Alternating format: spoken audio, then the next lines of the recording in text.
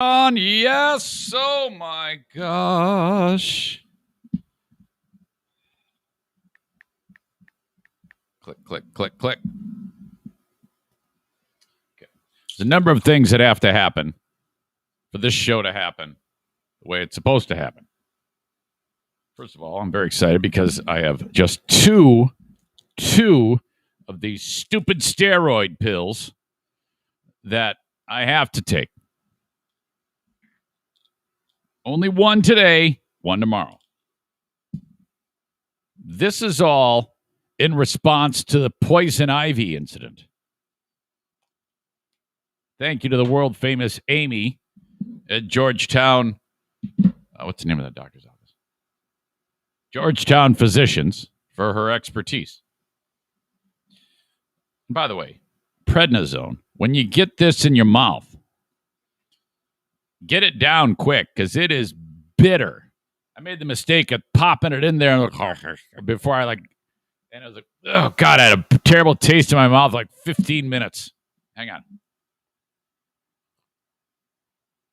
Excellent. Tomorrow, that is it. That final one tomorrow, and I must take that medicine on a full stomach, which I just destroyed the oatmeal. So I'm ready to go. Okay. Let's see. Looks like everything is good. We are officially going to start this mess. It is Friday, June 18th, 2021.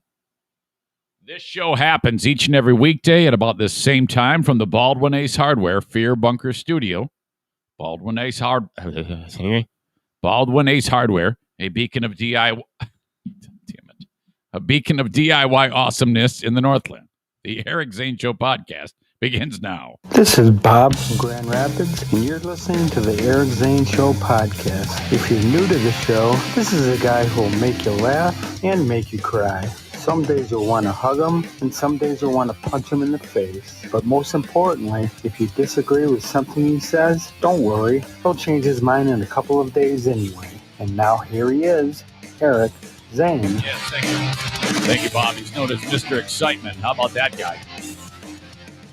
Bob there is actually an accomplished battle rapper. All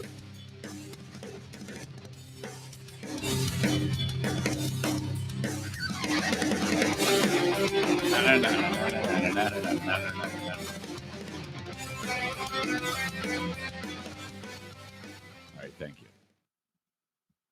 Thunderstorms rolled through last night, and boy, were they loud. Woke me right up. Bit of a problem. Madison stole the melatonin. She headed out the door last night to stay at a friend's, and she takes like an overnight bag, and she stole the melatonin. That's a problem for your old pal Eric. I just recently became addicted to it. How great is that? At first, I thought it was just some kind of like placebo, but no. I took one before I went to bed not long ago, and it didn't do anything. I took two, nothing. Three is a magic number. What used to be 3 full hours of just laying there, thinking about scenarios in my head, playing Candy Crush, whatever, has now turned into 5-10 minutes and then nighty-night. Yes. But she took it, so that's... In fact, I'm laying there last night. Oh, forgot the melatonin. Gotta go take my 3. I go into her bathroom, nothing. Shelf bare. I felt like a junkie. I'm like, where is it? Oh, shit. Oh, no. Oh, my God, it's out of here. But was able to reasonably get asleep somehow despite not having that. You know, you're really, really set up to be an addict for everything like me. Anything I like, I'm addicted to it. Okay? When melatonin can be your new drug of choice I don't even know if that's considered a drug. They might just be sugar pills, for God's sake. So I'm freaking out, but made it to bed, fell asleep, and then kablamo! Boom! Thunder, lightning. Oh, my gosh. Benny hated that because when I finally got up this morning and went to go get going, I got to get the dog. The first thing I do is I got to wrangle the dogs. All 4 of these dogs. Benny is nowhere to be found. Benny, the one-eyed dog. Benny, the one-eyed wonder dog. What? Zane, you cannot talk about Benny, the one-eyed wonder dog without playing his theme. Get with it. Oh, Jesus, I can't do it.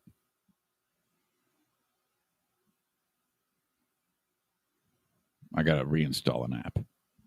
He's in the closet, buries himself in the shoes, shaking the poor guy. Like, oh, my God, the PTSD came back. Only God knows what this dog has been subjected to. This is really, really an example of why you don't do terrible things to animals. You have 2 extremes here. You've got O'Neill, who is so like, hey, I love everything. What a great day. There is not a stress in the world that is a thing in the world negative that has ever happened to this dog, okay? And he's always like, hey, how's it going? Smiling constantly. The other side of that is Benny, the one-eyed wonder dog, who I don't know what he went through when he was in Texas before Jacqueline snatched him up and brought him up here to Michigan, where a GoFundMe was set up in San Antonio, Texas, to raise. It was like a local campaign, and the top story on the news: Betty, the one-eyed wonder dog, has a home. This young lady right here did not ask her mom and dad's permission and has agreed to have him come up to Michigan. They already have 3 dogs, but who cares? And then that fateful moment when she opened up the car door in the driveway, and then this skinny bag of bones, heartworm-positive dog comes strutting out and takes a dump on my front lawn. Believe me, I'm not complaining. I love the dog very much because that's how it works, You get attached to the dog. But the TLC that is needed on this boy, this handsome boy, is incredible. If you are petting Benny and giving him a belly rub and massaging his temples and petting him and saying, oh, hi, Benny, I love you so much, fella. Hello, baby. He's going to go, oh, what did I do wrong? It's the dog is a canine embodiment of our beloved pal Kenny. We should change the dog's name from, there you go. He's Kenny, the one-eyed dog. Kenny, the one-eyed dog. Kenny, the one-eyed wonder dog. Yeah! Kenny, the one-eyed dog. Kenny, the one-eyed dog. Kenny, the one-eyed wonder dog. So Benny's laying there in the closet. He's all freaked out. Oh, my God, what a terrible day this is.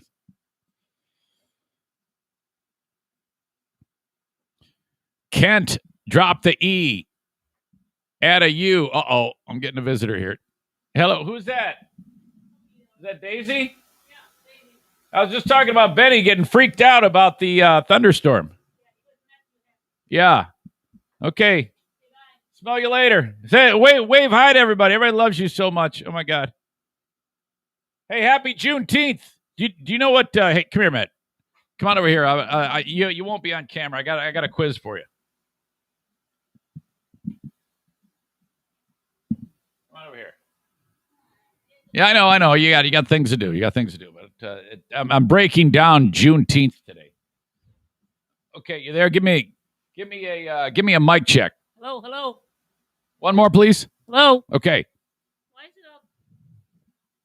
when you pull away from the mic, they can't hear a word you say. I don't want them to hear. I know, but you were asking me a question, but you pulled your head back 3 feet, and all it sounded like was, why is it on? Nobody can hear that. Okay. Hang on a second. Who bit the microphone? I don't know. I think that thing's just falling apart. It's just old. It's been here for years. There's a new national holiday. Are you aware of that? Juneteenth or something? Yeah.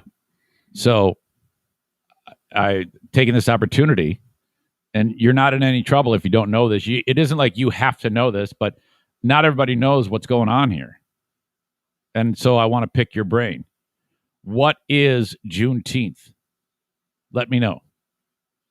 Couldn't tell you. You have no clue what that is. Most people don't. I think I read it before, but now I don't remember. Okay. Dirk says, I can't wait to hear someone that doesn't know history break down Juneteenth. That's a shot at me. He's taking a shot at me. He thinks that I'm some kind of idiot. So now that's like he can't get over something. He's taking a stab at me. Dirk is? Yeah. I don't know. What? It's funny. I think that sounds a little weird. Can you sing Delta Dawn for me? Hello, everybody. Okay, that's better. Can I leave yet? Yeah, you're good. I'm going to go find out what Juneteenth is. Okay. Dirk, be nice. Yeah. I think Juneteenth has something to do with everybody should be nice to everybody. Yeah, okay. All right. That's a very simplified version of it. Okay. Bye. No, it doesn't really. It doesn't have anything to do with it. Love you too. There she goes. Queen of the Forest.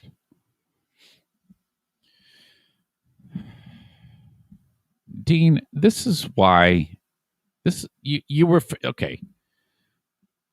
Dean, it's okay for me to refer to her as Cinnamon Muff, but not you. Why do we always have to have this conversation, Dean?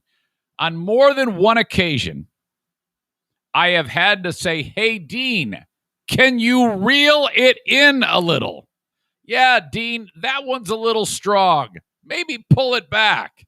And then you inch. It's always like, oh, well, Eric's doing it, so thus I must be able. No. It's not you can be able to do it. All right?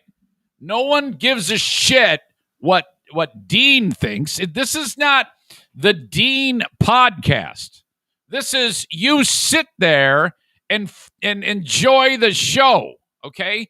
You don't sit there and talk about Cinnamon Muff and beating your meat when when various things happen on the show. I don't even have I can't even say it.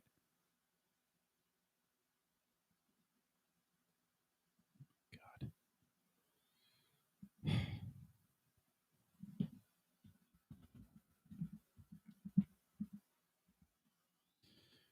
Zane, how about making the comments available to view? Well, all right. I'll do that for a little bit until the bitching gets to be too much. The tarantula farmer loves seeing the comments. By the way, before we haven't even begun on this show yet. There's so much to talk about. Let me explain something to you, ladies and gentlemen. Rick from TC Paintball is my newest target. All right. Yesterday on the Patreon,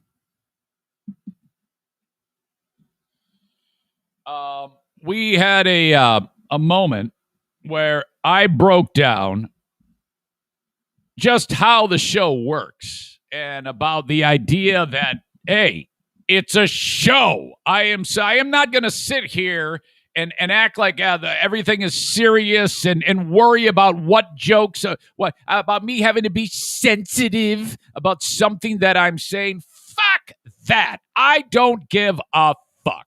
The point of this show is to sit here and say whatever the hell I want, and that's it. You can take it or you can leave it. It is a show. That is the point. Rick, in this case, is like, oh, yeah, I have discovered a moment that is hypocritical of you. It is a hypocritical thing for you to say, thus I must explain it to you and break it down. I am so thoughtful.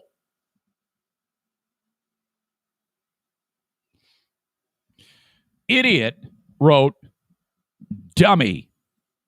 When you say something like, once it leaves my mouth, it's your problem, is the most hypocritical thing I've ever heard.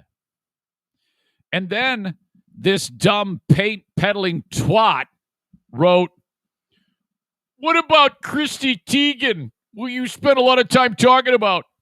Doesn't apply to her, eh? What about anyone else that got canceled that you agree with? Doesn't apply to them. You moron. This is a show. Chrissy Teigen told a 16-year-old girl, legit, to kill herself. Can you and your pea brain see the difference, you idiot? What? You're comparing Chrissy Teigen, who, by the way, is saying, oh, yeah, I don't like it when people make fun of me on Twitter, that Twitter is rude, has told a 16-year-old girl to commit suicide. You are somehow taking that moment that did happen to me being a jokey asshole every day on my podcast, on a comedy podcast. The fuck is wrong with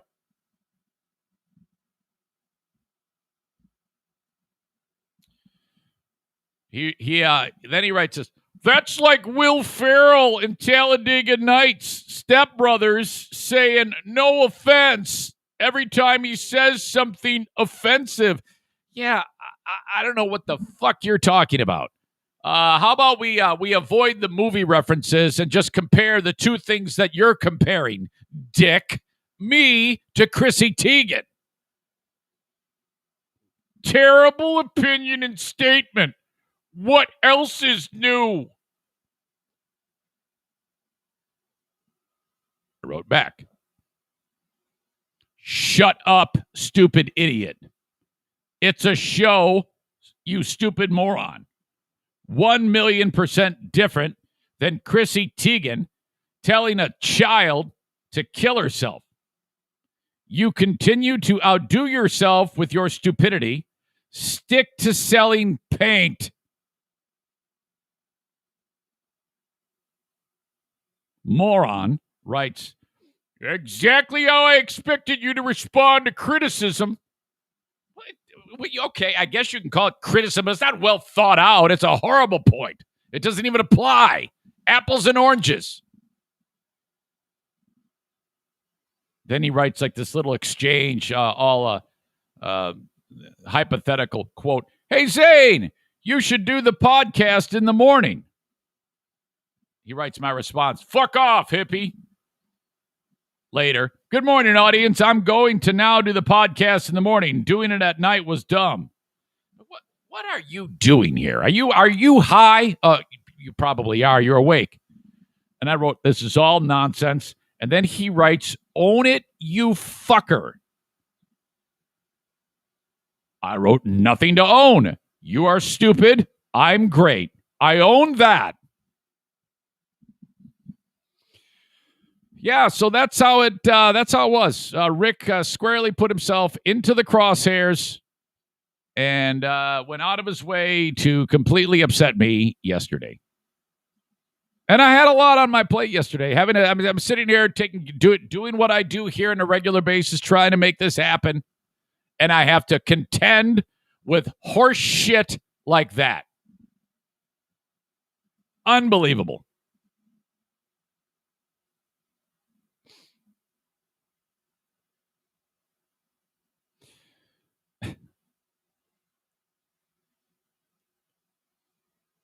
Rick writes, get ready. He's about to miss my point. I read your words.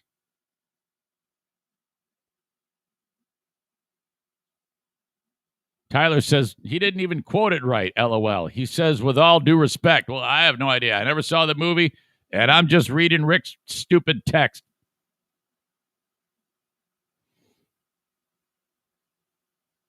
Tandy says, maybe not a good day to have shared the live stream. Tyler says Angry Eric is the best. Tarantula Farmer says his flip outs are the best. That's not a flip out. These are sweet nothings. This is nice talk. No one says sweet nothings.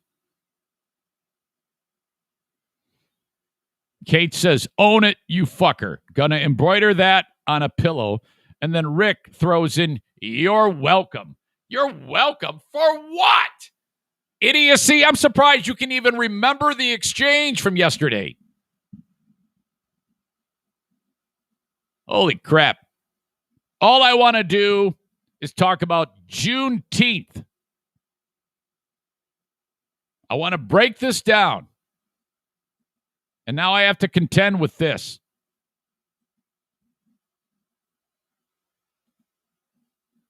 A lot of people, like the Queen of the Forest, don't know what that is. I remember talking about it last year. I remember even going in depth on it. But, we then continue on with our daily lives. We don't remember. In fact, leading up to all the news you've been seeing about Juneteenth now, though I have read about it and though I have talked about it, it doesn't stick in my brain as easily as for some it might. I'm a little foggy. So I may have been like, does this have something to do with the Stonewall riots in New York? No, that is the start of the, a fixtured point, the start of the movement about equal rights for gays, lesbians, homosexuals, transgender. There's a million letters. I don't know. As far as I remember, that is as far. I have actually read about that. So I read that shit. I try to absorb what I can. So no, Eric, you're not even close. That has nothing to do with it. You are hundreds of years away, 150 years away. It has nothing to do with that. Though they're all kind of, here we have like this whole month of Pride, so a lot of people are focusing on that. You have Pride, Daddy. So there's, just what a lot of people are doing these days is they're focusing on equality. And there is nothing wrong with that. And any of you fucking bozos that are listening to my words and are wrinkling up your nose right now, it's like, oh, no, fuck that. We don't need equality. This is bullshit. Shut up. Shut up. Just relax and read. Listen to me. I know shit, okay? I'm going to explain to you why this is important. If you just be quiet for a second, we could probably get something done. But you talk too much. The newest federal holiday. Hold on a second. Enter your email address to continue reading. I thought I took care of this. Signing up. You have 3 free articles left to National Geographic. Yeah, come on. Who does that? Who gets the 3 articles and then goes, oh, man, sign me up?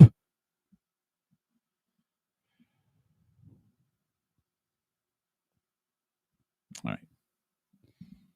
The date was January 1st, 1863. The Emancipation Proclamation came into effect. It said, all right, if you're a slave, you're no longer a slave. You are free. Now, as we know, it wasn't just like, okay, well, wow, this is great. This is a long process. This was not easy to do. But I got to start somewhere, I guess. So, all right, it begins. On the condition that the Union won the war.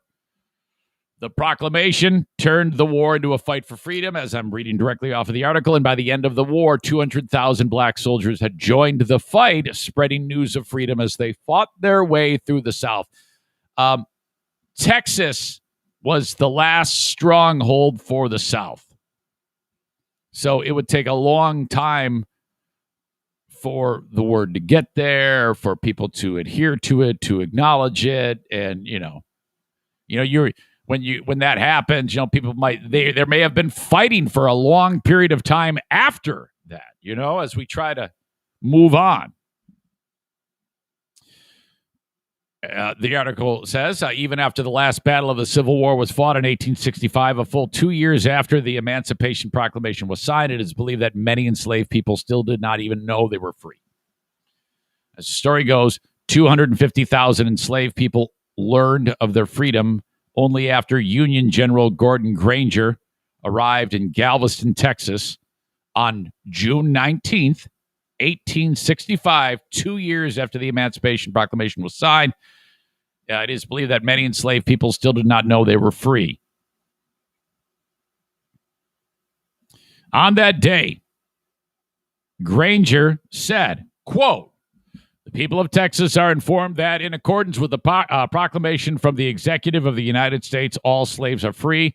This involves an absolute equality of personal rights and rights of property between former masters and slaves, and the connection heretofore existing between them becomes that of employer and hired labor." So with those words, like he pulls out the scroll, no doubt, he's on horseback, and all these slaves like, "What the fuck are you? What? Huh?" He goes, "Listen up, gather around. Hey, all you guys, put down the garden implements. Quit doing all this work for this asshole." Okay, there's some guy. There's a giant plantation house. Picture this in your brain. Granger's on a horse in Galveston, Texas. Big, giant, beautiful house, manicured lawn, antebellum. You know that whole thing going on. There's a dude drinking a mint julep with his hot wife, white guy with probably a handlebar mustache, a white suit, looks like Colonel Sanders. He's on the porch. He's like, "What? Why? What are you doing?" "Yeah, I'm here. You just lost your entire workforce unless you want to pay him." "What the fuck?" "Yeah, 2 years ago. So now it's time to turn this shit around. I'm in charge here. I got this scroll that says so." Busts out the scroll. The slaves sit around looking at me. "Yeah, you guys are free to go. You can do whatever you want, or this guy's got to pay you." I'm like, what are you talking about? Picture that. That is incredible to think that actually happened. With Granger's announcement, June 19th, which would eventually come to be known as Juneteenth, became a day to celebrate the end of slavery in Texas. As newly freed Texans began moving to neighboring states, Juneteenth celebrations spread across the South and beyond. They need to continue on with what happened next after he said that. Did they try to kick this guy's ass? Did he have like a battery with him, an armory, or a group of But I'm sure he didn't do it by himself. That'd be stupid. It's a dumb thing to even think by me. That General Granger just rode up alone and said, "Hey, hillbillies, you don't have your workforce anymore." Can you imagine that? And then if you're the people that are now like, "Oh my God, we're free to do what we want." I mean, can you imagine the reaction if they're like, "Well, okay, so what happens now?"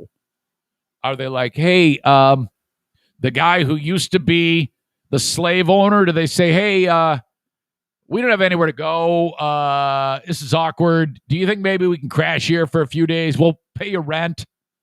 Is it some agreement had to have? If you're the slaves, do you think any one of those slaves that were then freed went, "Well, fuck this. I like it here. I got a meat and I got a roof over my head. I got 3 meals a day." No, I'm gonna say. Do you think that may have happened? I don't know. Who knows? One can only wonder, right? Then the article goes on to talk about how decades pass, and we all remember how it has been in different parts of the country as America has tried to move past slavery, and so the idea is floated. This date, June 19th, the civil rights movement gained momentum in the 1916th. In the 1960s. Juneteenth celebrations faded, though, for some reason. But it has regained popularity and is often celebrated with food and community. Okay, all right, whatever.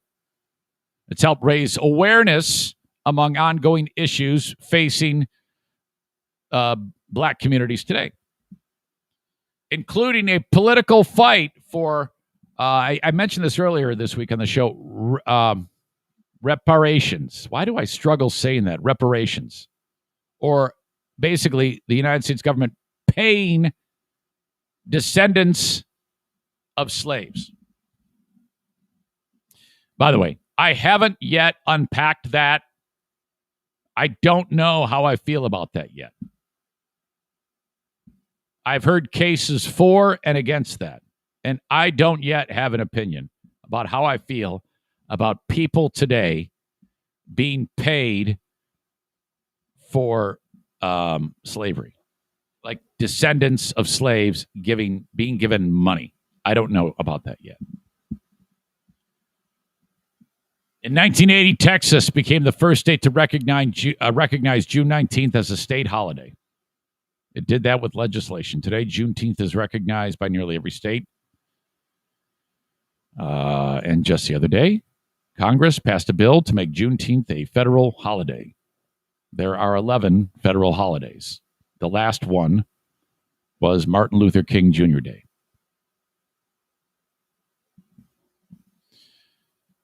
The article goes on to say that despite the holiday's resurgence in popularity, Juneteenth is still not universally known and is often confused with Emancipation Day, which is annually celebrated on April 16th. Just as Juneteenth originally celebrated freedom in Texas, Emancipation Day specifically marks a day when President Lincoln freed 3,000 enslaved people in D.C., a full 8 months before the Emancipation Proclamation and nearly 3 years before those in Texas would be freed. All right. So, where does that leave us now? Yesterday is the big day when Congress has to vote. There were 415 members of the House who said, yeah, let's make this a federal holiday. 14 said, no, we should not. They are all Republicans. I'm just giving you that information for context. And the question I, and what everybody else would ask is, why? Why would you vote that we should not have this as a federal holiday? So I'm going to go over some of those answers that these people who voted no have said.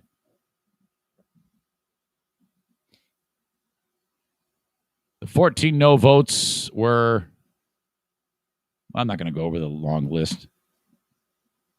Okay, I will. Mo Brooks from Alabama, Andy Biggs from Arizona, Scott Desjardins from Tennessee, Tom Tiffany from Wisconsin, Doug LaMalfa from California, Mike Rogers, Alabama, Ralph Norman, South Carolina, Chip Roy, Texas, Paul Gosar, Arizona, Tom McClintock, California, Matt Rosendale, Montana, Ronnie Jackson, Texas, Thomas Massey, Kentucky, Andrew Clyde, Georgia. Several of them shared why they are voting no. Most of these responses are stupid. Because honestly, if they spoke here and I said, I get it and I understand why you voted. I read all of these and I don't get a single thing. I don't agree with anything that they have said. In fact, I think that these are all lies and they just don't like black people. That's what I think. I mean, come on here. They just came up with these excuses to cover up the fact that they hate black people. Let's not be coy about this. If you've got 429 people in a room, I would say the odds are fairly high that 14 will be a little racy. Will have a little bit of racism in them. I actually think that's a pretty good number. That's low enough for me to think, yeah, I would say that. If you've got 429 people, most of them are good souls who just want to make people smile. And you will have pockets of assholes. That's what we have here. 14 dicks.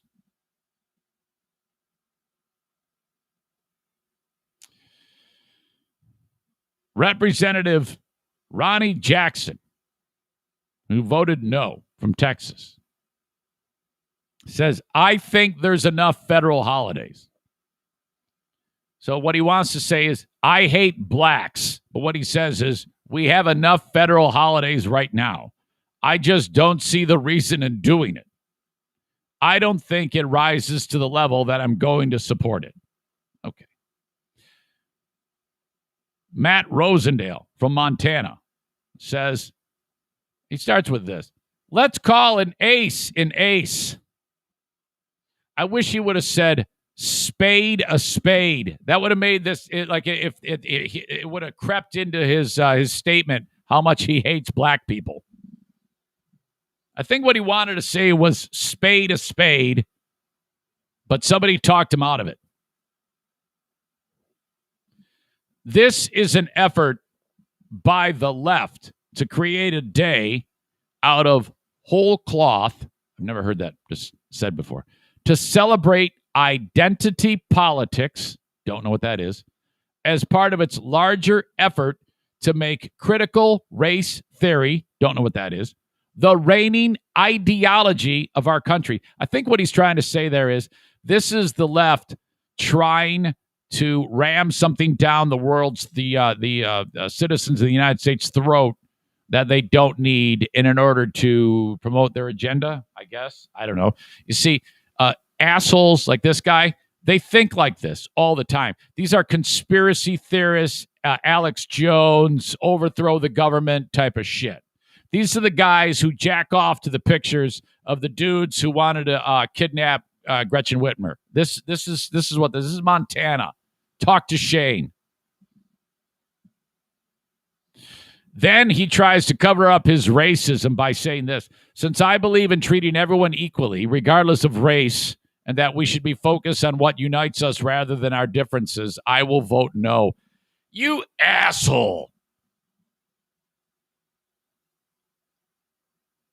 Since I believe in treating everyone equally, regardless of race, no, I'm not going to vote for that. Well, dickhead, white people weren't enslaved. That's all this is.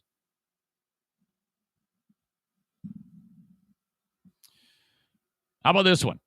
Thomas Massey argues that referring to Juneteenth as a National Independence Day would confuse people. I always cringe when I hear people assume that if people basically, because I've been explaining this to you, and you may not have known what Juneteenth was, but now you do, because we talked about it. If Diana were in here, she'd go, oh, okay, I didn't know that. And then you go about your day. Idiots who say, yeah, they're not going to know. They're not going to know. Giving no one the benefit of the doubt that they can actually discern information and decide for themselves. Quote, Massey says, I fully support creating a day to celebrate the abolition of slavery, a dark portion of our nation's history. So he starts out okay.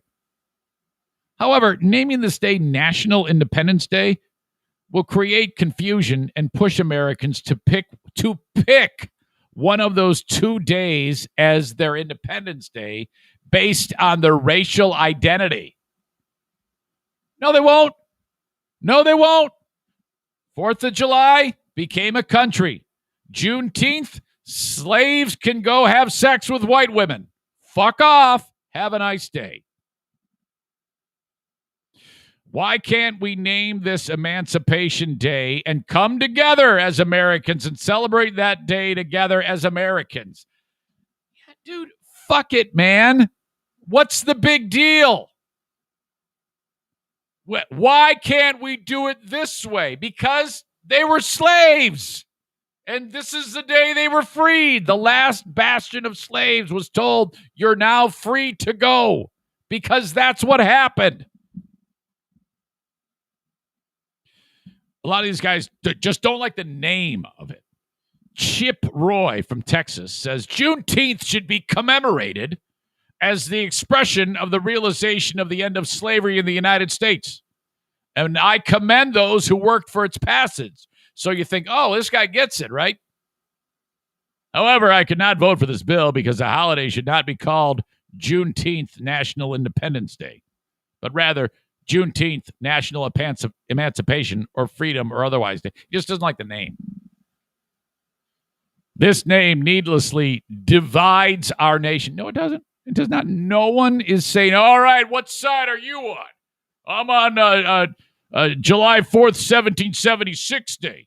How about you? Well, I'm on June 19th day. I'm on Juneteenth. Fuck you. Let's fight. No one's doing that. This name needlessly divides our nation on a matter that should be instead bringing us together by creating a separate Independence Day based on the color of one's skin. No, that's not at all what this is about. Is it about, yeah, let's go and divide it? This is the day the country started. Most people understand what this is all about. If they just pay attention and read for 1 minute. Representative Andrew Clyde, the only member of the Georgia delegation to vote no, declined to answer a reporter's question about his vote. He would not answer. You gutless twat. So every single one of these dicks are liars. They just don't like black people. 14 of them out of 429. There you go. That's my opinion on all of this. Juneteenth, a breakdown. I welcome you all to the show. Thank you so much for being part of it. It is viewed live, a video live stream on Facebook, facebook.com/Eric Zane fan page. Please like my page, share this video, give it a little thumbs up, if you will. It is brought to you by Irvine's Auto Repair, Grand Rapids Hybrid, and EV. A Periscope video on Twitter brought to you by Blue Frost IT, the managed IT service provider for this show. Congrats to Alan and Ashlyn. Day 100, as we wait and find out the gender and name of the baby. That is now like 15 years old, it seems like. That happens today. If you would, retweet this on Twitter with a snarky comment. Something really mean and nasty. You guys got to up your game. YouTube, Eric Zane Show on YouTube. Please subscribe to the channel. Bell notification, thumbs up. Enjoy commenting on any of these topics amongst yourselves in the group. Give me your best. Give me your worst. I don't care. I don't care what you say. I will smack your damn nose with a newspaper, though, if I don't like it. Like that pain in the ass, Rick. Got me started early. Reliving that nightmare. Jeez. I'm on Instagram. It's brought to you by the Mario Flores Lakeshore team of Van Dyke Mortgage. I don't do much on it. Pictures of my dog. I don't know what's up with that. I just don't have time to sit there and babysit every damn social media. I do my best. I do my best with what I have. As always, you can email me anytime you want with your dumb opinions like Rick's. Eric@ericzaneshow.com on the Shoreliner Striping inbox. Got a new member on Patreon. His name is Gabe the Honduran. Gabe's been with me before, but he left the country not long ago. Went back to Honduras. Now he's back in the U.S. Signed up for Patreon.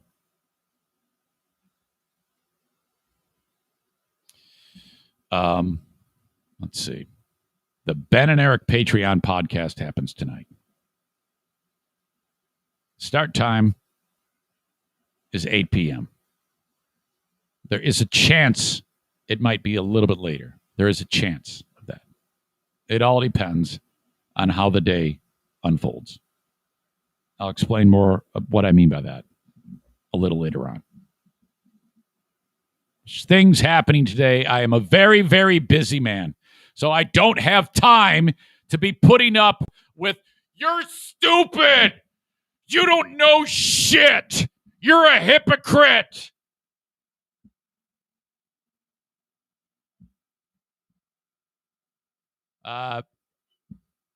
Fuckface Rick responding, no doubt, to, send me an email, eric@ericzaneshow.com with, just don't criticize.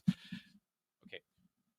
You can criticize, but when criticism is stupid and shitty and not well thought out, like, yours, I am going to murder you.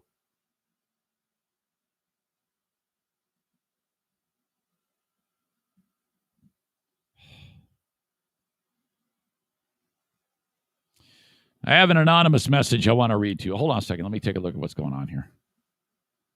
All Friday shows should be like this, says Kevin.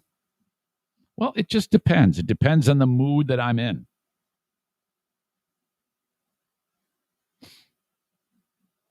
Josh writes on Twitter, quote, "This moron thinks Juneteenth is a holiday." What?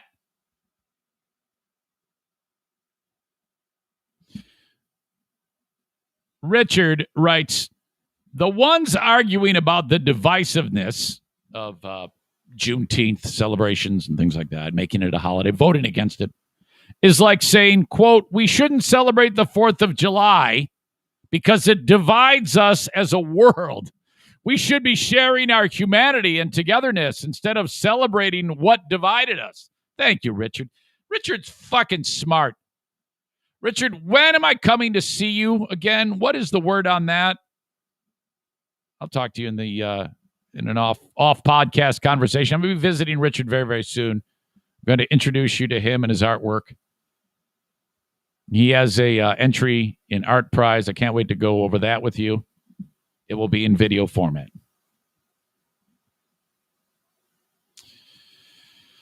Sarah Rook-Ruck-Rutch says, late to the party. Ugh, not the comments again.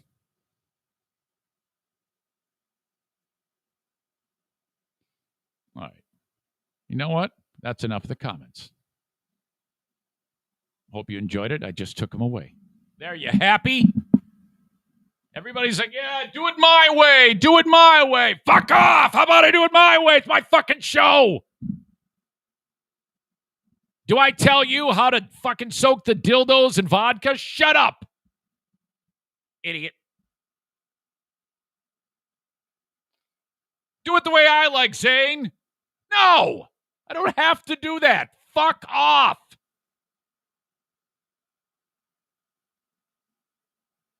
Oh, look, Lisa says, I like the comments. Let's put them back. Oh, yeah, sure. Shut up.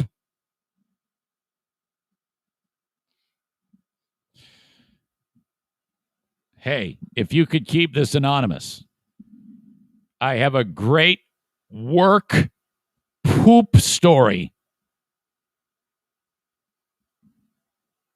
Someone in my facility decided to pull the old prison riot move on a toilet at work. Now, I didn't know what that was. Contextually, you'll be able to figure it out. Apparently, it smelled up the whole building. This was the mass email the facility director sent out. So this person gets to work, sees the email, says, holy fuck, I got to talk about this with Zane. Last night on third shift, we believe someone purposefully stopped up the toilet with bags and paper towels, then proceeded to use the device. So they stopped it up and then took a dump in it. The resulting mess is now causing closure of a restroom, the hiring of an external firm to unclog a drain, hours of cleanup and sanitization, and sapping of resources that could/should be better spent on normal operations. It is unclear what message is trying to be sent, but this action has been taken personally by the facilities and engineering team and other employees who are left to deal with it. Let me just say right now that whoever wrote this email, you're off to a bad start when it comes to trying to solve the crime. When you release it like this, you are expanding the influence of people that know of the story. So when words start happening throughout the plant or whatever, you have no idea if this is someone just taking the information that you presented or the information that they know because they were involved or know someone who was involved in the incident, you know? You got to keep this on the down low, and then when people start talking about it, you start to narrow your field of suspects. It's the old red herring. While I'm sending this email to the entire company, it is really directed specifically to the individual who did this. We take great pride in trying to keep our facilities in good condition to support operations and generally believe all employees here do as well. If you're unhappy with us or the facilities team in some way, please express your displeasure in a more constructive way. Well, this is going to do it. This is not the first time we've had to clean up messes, but this is clearly taken as an intentional act. We are doing everything in our power to identify you by reviewing card access logs and hallway camera footage. Nice. We already have the time window narrowed based on last use of the intact restroom. So they are doing some detective work here. Also reports to security, etc. This is all going to help them. It should be noted that when you are identified, this is considered an act of vandalism and will result in termination of your employment. Holy shit. Interesting day at the workplace. What an asshole. Who the hell would do that? Come on, I'm looking at you, Dean. Dean, do you work here?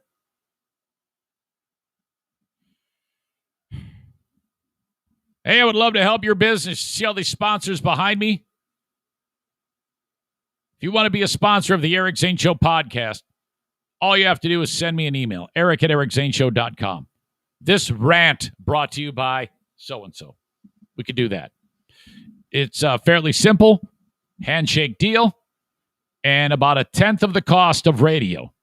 I can put you in front of... I had 91,000 minutes viewed on Facebook in the last 30 days. 91,000. Now, when I say that, the reason why I bring that up is because not only are people hearing the audio message of the sponsors when I actually say it, but behind me, I got all these. These are the sponsors that keep the lights on in the show. We built it from absolutely nothing. And if it weren't for them behind me, we wouldn't be here. So that's the point. You get the visibility on this show for dirt cheap, and it keeps us alive for 2.5+ years. That's how we've done it. If you want information, and that's all this is exploratory information about how this works and how it all happens, just send me an email, and I will send you everything you need to know. That's no cost or obligation to you. It's just me telling you what's up. That's how we do it. The open of the show and the live streams brought to you by Blue Frost IT. Alan and Ashlyn, they just had another baby child. We'll find out soon enough the gender.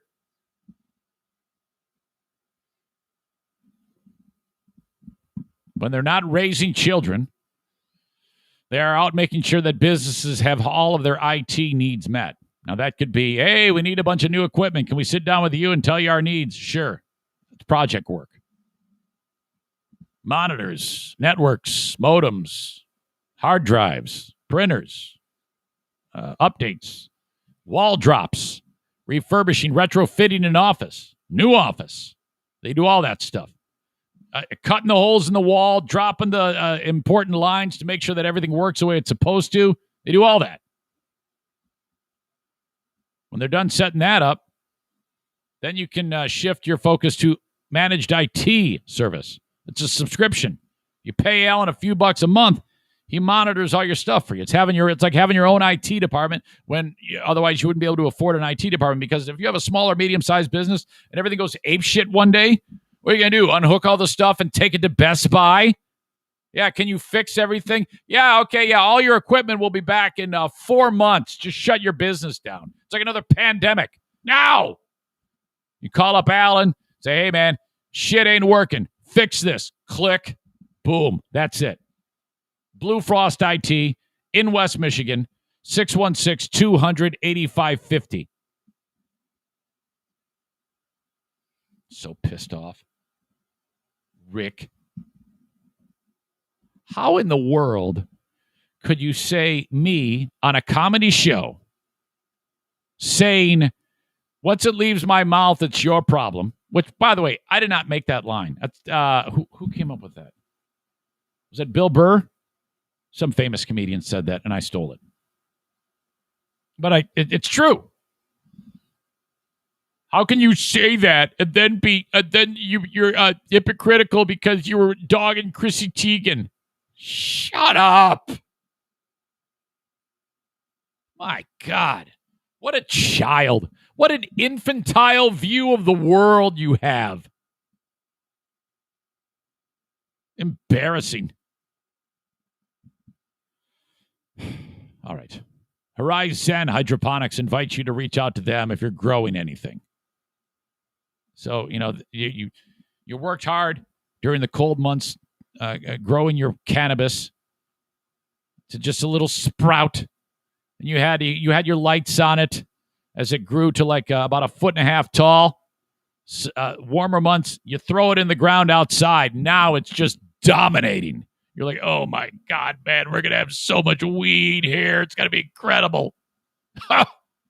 In Michigan, you can grow so much.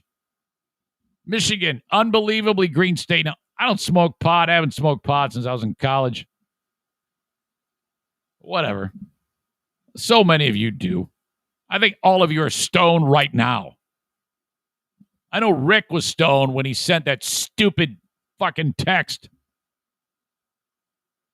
So if you're growing your own stuff, you're going to need, whatever it is, all you people use to grow the fertilizers, soils, and things like that. This is all important.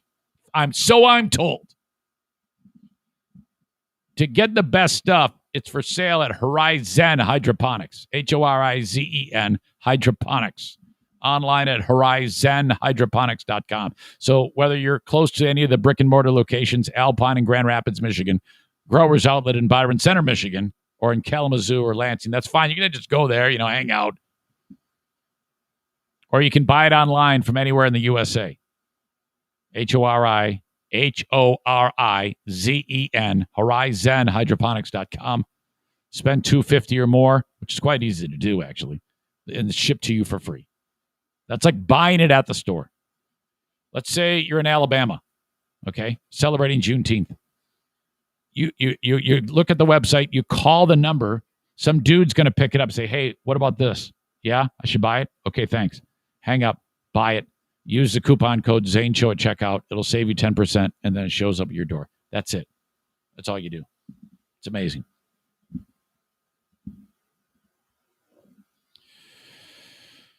I was almost killed yesterday, and I am not even joking. No hyperbole, nothing. I was almost hit by a car traveling at a high rate of speed, running a traffic light. Some of you know exactly where I live, so you can picture this in your mind's eye. I decided to go for a run. I have to. This is, by the way, I got another day. Yesterday was just a recovery day. Recovering from the half-mile repeats on Wednesday. Yesterday, it's 3 miles, easy.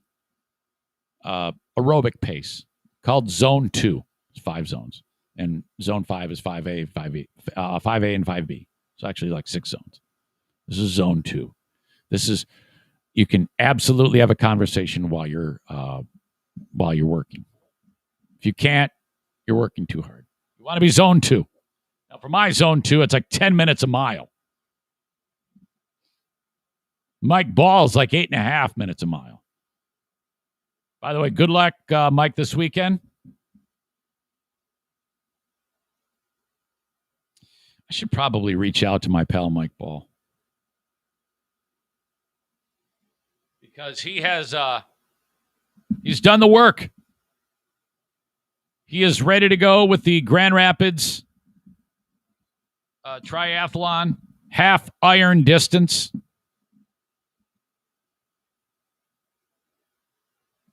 And I also have some news for him, too, about our fundraising effort with AT.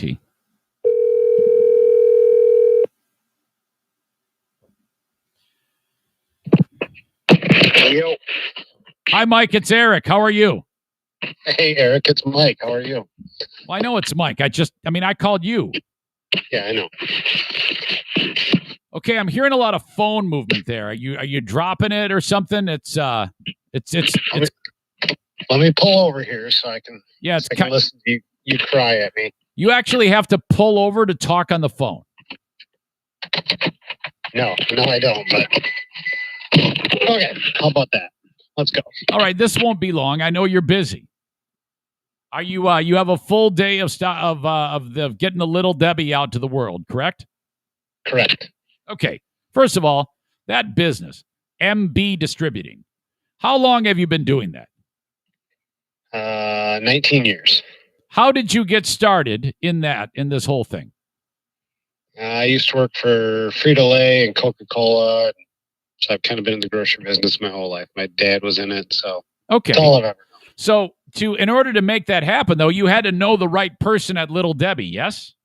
Correct. Okay. And they said, you know what? I think you're going to be my guy. Now, how many people do what you do in this area? In the West Michigan area, there's another 10 guys like me. So you're telling me that all of those places that sell those products, it's up to 10 dudes to get it out there to the world? Well, I have 8, 9 guys that work for me. So, I mean, okay, so there's probably 50 people in the West Michigan area that do it. What's the advantage of doing it that way rather than just having Meijer or whatever store buy the product? Why is that beneficial? Because once it goes through a warehouse, then it sits, and it's a close-dated product, so it needs to be needs to turn fast. Because of the food product, it needs to get once it's made, it's got to get on the shelves. Exactly. Okay. All right. I get it. So you've been doing that. Again, you're dropping the phone. Are you changing a tire while you're doing this? That's my next question. I had another phone call coming in. I had to get rid of it. Oh, my God. Okay. Kind of a busy man. Yeah, I know. So I won't keep you that long. I just wanted to get the lay of the land as to what exactly it is you do. But in your free time, in addition to being a wonderful father and husband, you've been doing endurance sports, correct? Correct. Okay, this is the weekend for the Grand Rapids Triathlon. How do you feel before the big race, Mike? We feel okay. We'll just go with okay. Really? It's been a stressful week, so not great preparation, but okay. Okay. All right. So, but at the end of the day, you're going to be fine. You're going to get in the water. You're going to crush it. You're going to be very, very fast on the transitions, correct? I'm going to be pokey slow. I'm going to do all the things that you told me I do. Okay. All right. Well, I'm glad to hear that. I've had great fun busting your balls as much as I can. I can't really bust your balls because you are so much in such better fitness than I am. But I do have an update for you about our fundraising effort.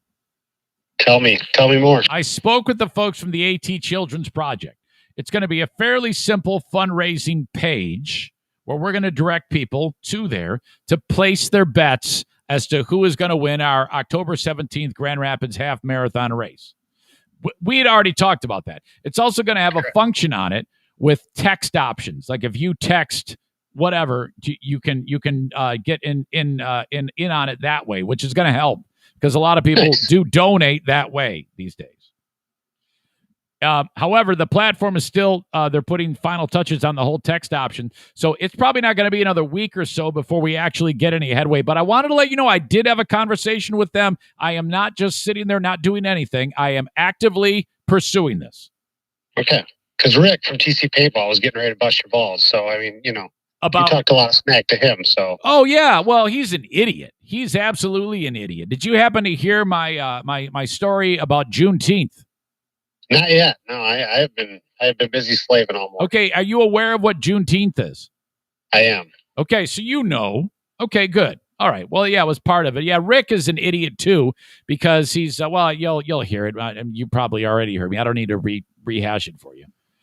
Okay. Well, all right. I just wanted to, we haven't really spoken that much about this since the ball busting began for this whole thing. And I spoke with Don Kern, who runs the race that you and I will be racing. And I haven't yet published that interview, but Don is, I mentioned your name in the interview, and he is excited about the prospect of you and me racing each other.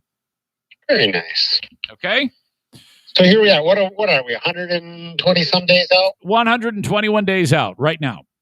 Okay, let's get your honest feedback right now. You think you have like a snowball's chance in hell, or what exactly do you think you have to even keep this close? I would say snowball's chance in hell is maybe a little bit more of a chance than a snowball's chance in hell. Okay, very nice. I have a very thin margin. Okay, what I mean by that is if I suddenly go off the deep end and stop training for like a weekend, even if I do that even just once, that could have horrible, horrible effects. If I have any chance on this, I cannot miss training days. That's all I'll say. How has the diet been this week? Horrible. Okay, good. Horrible. Good. I have been eating everything. Are you thinking about possibly getting sponsored by like an ice cream company or something? Or like, what maybe what is your plan here? I mean, do you just plan on going out and getting yourself humiliated, or? That is a horrible, horrible thing you just did. Attacking me like that. I thought we were having like a little bit of a breakthrough. But to go that route, to suggest that I would want an ice cream company to sponsor me, is absolutely fucking hurtful. Good. What time are you running Monday? Maybe I can meet you over there and do the workout with you Monday night.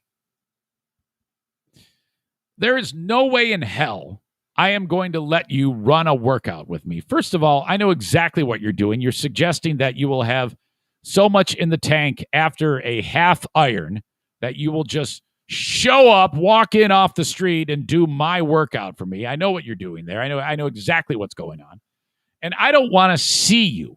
I don't want you anywhere near me. If I see your stupid, fucking ugly bald head anywhere near where I do my workouts, I'm going to kick you in the fucking back. What do you think about that? Well, you are quite the tough guy, let me tell you.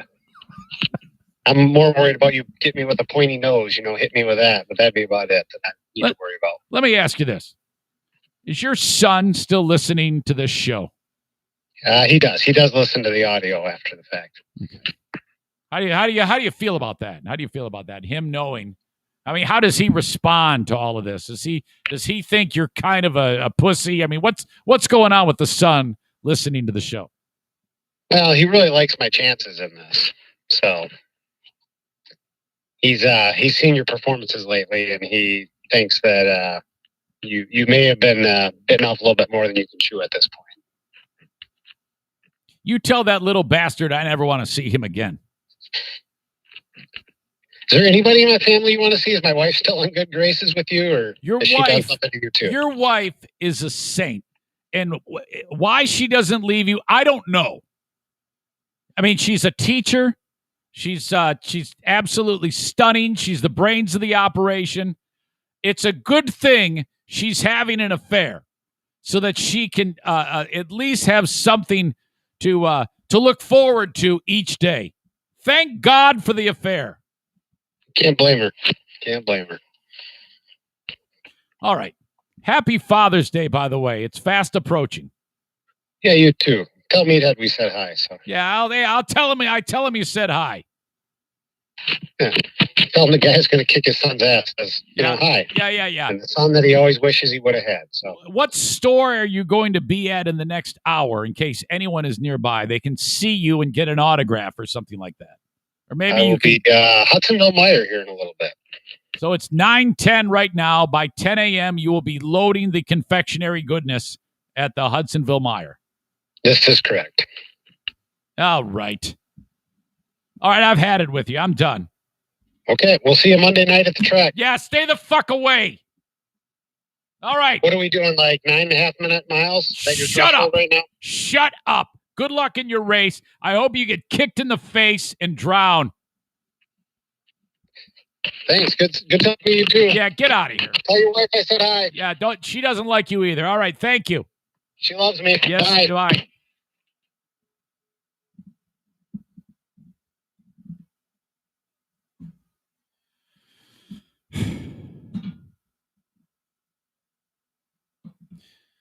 So yesterday I'm running down Baldwin.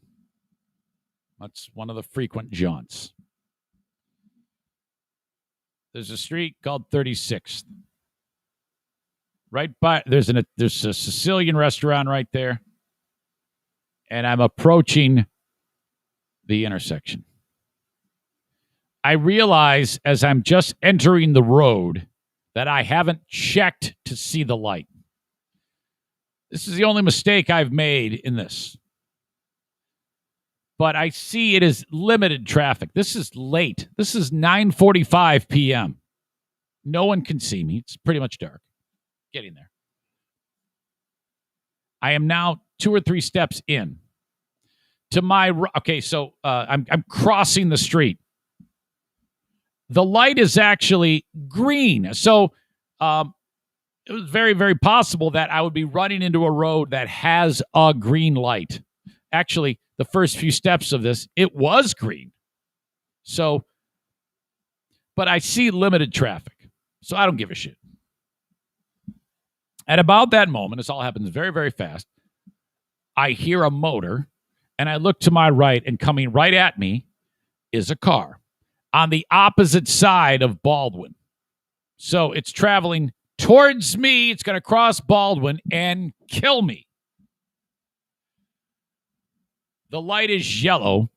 This person is probably 60 yards, 50, not even that much, probably like 20 yards from the actual being underneath the traffic light. The light is yellow. As they enter the intersection to smash me, the light is now red. You know how like when you're going fast, you're through an intersection, it's always like kind of like you can catch some air if you're going fast enough. The headlights just bounce up. It's really hitting it with high speed. They're running the light. There I am. They don't see me. They are not slowing down at all. They're going faster. Maybe it's Mike Ball. I don't know. Maybe there's a reason for this. I have to get on my horse and run my ass off. I mean, I'm like, oh shit. I had to book it in order to make it across without getting crushed. And then it was so close. Well, it wasn't really that close. It could have been close. Had I not moved, if I was just running oblivious, I could have very easily have been killed. But I saw them coming, so I picked it up. The people that are at the intersection on the other side, they see me in their car, like, oh my God, we almost saw that guy get killed. Can you imagine the horror scene that they would have seen if that car slammed into me? My legs go flying like fucking Joe Theismann's and just go flying in the air like that. It could have been very, very bad. I would have been killed. There is a tremendous heat wave going on in the United States, and I need to give you some perspective about that.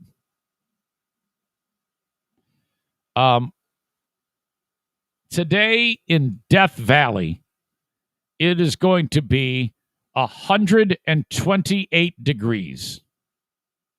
128. Now, Death Valley, I was reading about how that works. It has something to do with the land formation, and the air kind of gets superheated and blows through as it dips through that area. But, I mean, we are talking about unbelievable heat. And, you know, there are people who actually live there who are like, man, this is it. This is where I want to live. This is my home, Death Valley. I love it.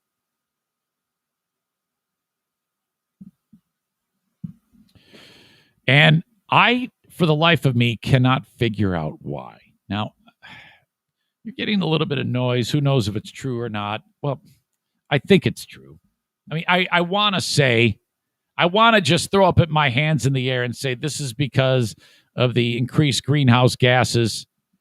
I do believe that. I do actually believe that this is all caused by what we consume. I do believe that. But I hate believing that because it makes me sad and it makes me concerned. And I think that that's important, right?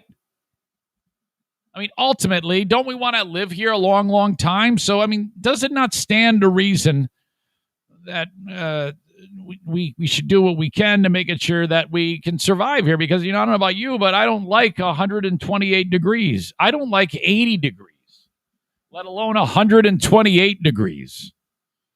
It's perfect now. If we have the opportunity, can we at least, okay, I tell you what, let's just try. Let's just give it the old college try for a few hundred years and see how we do. And if it doesn't work, we can just go back to the old way of doing things. We can always change.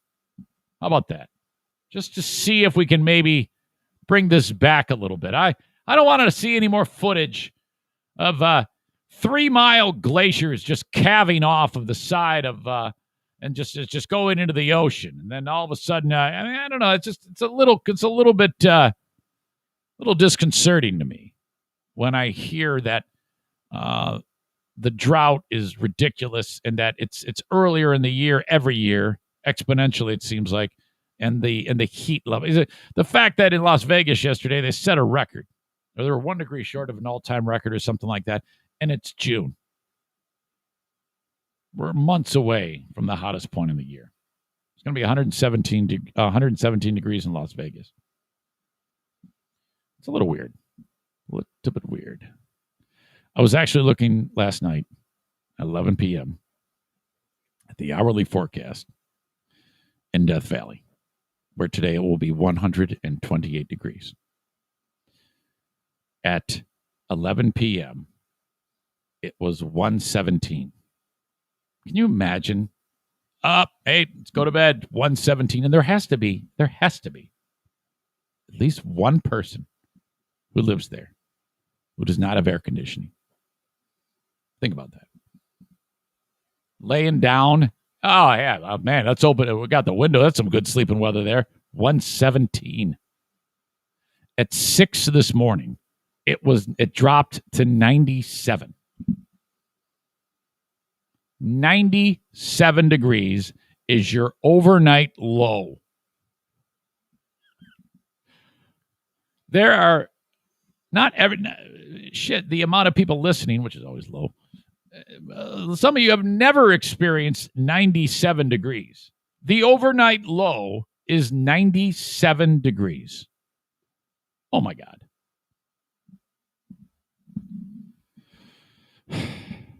Okay.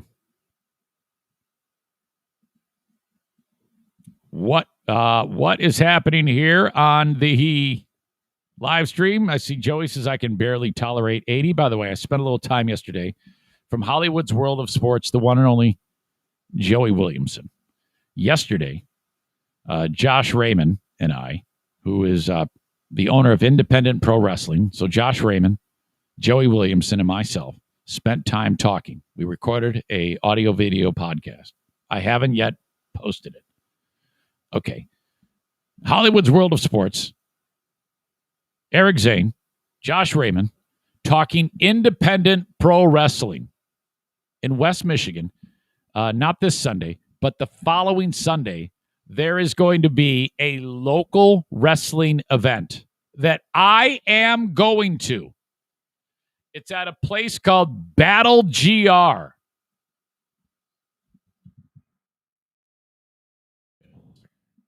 Independent Pro Wrestling.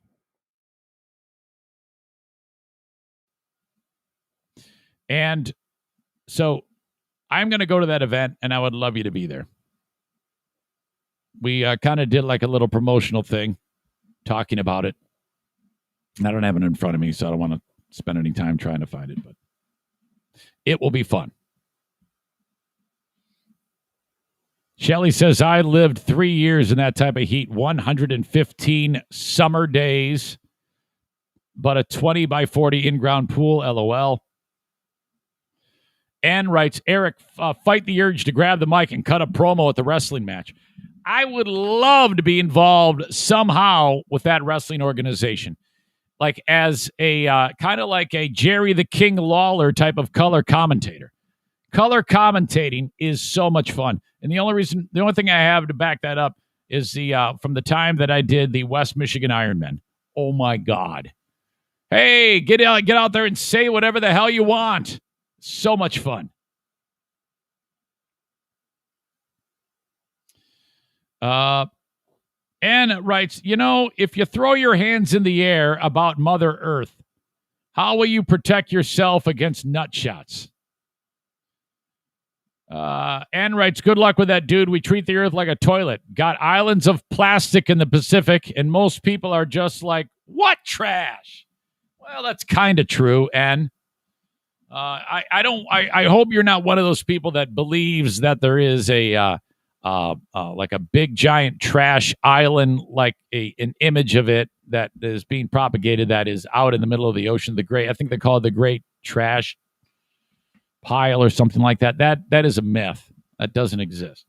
The ocean is full of teeny tiny, very, very small pieces of plastic. That's what's in the ocean. That image of that big island of trash that's swirling around, that is fake. That has been debunked.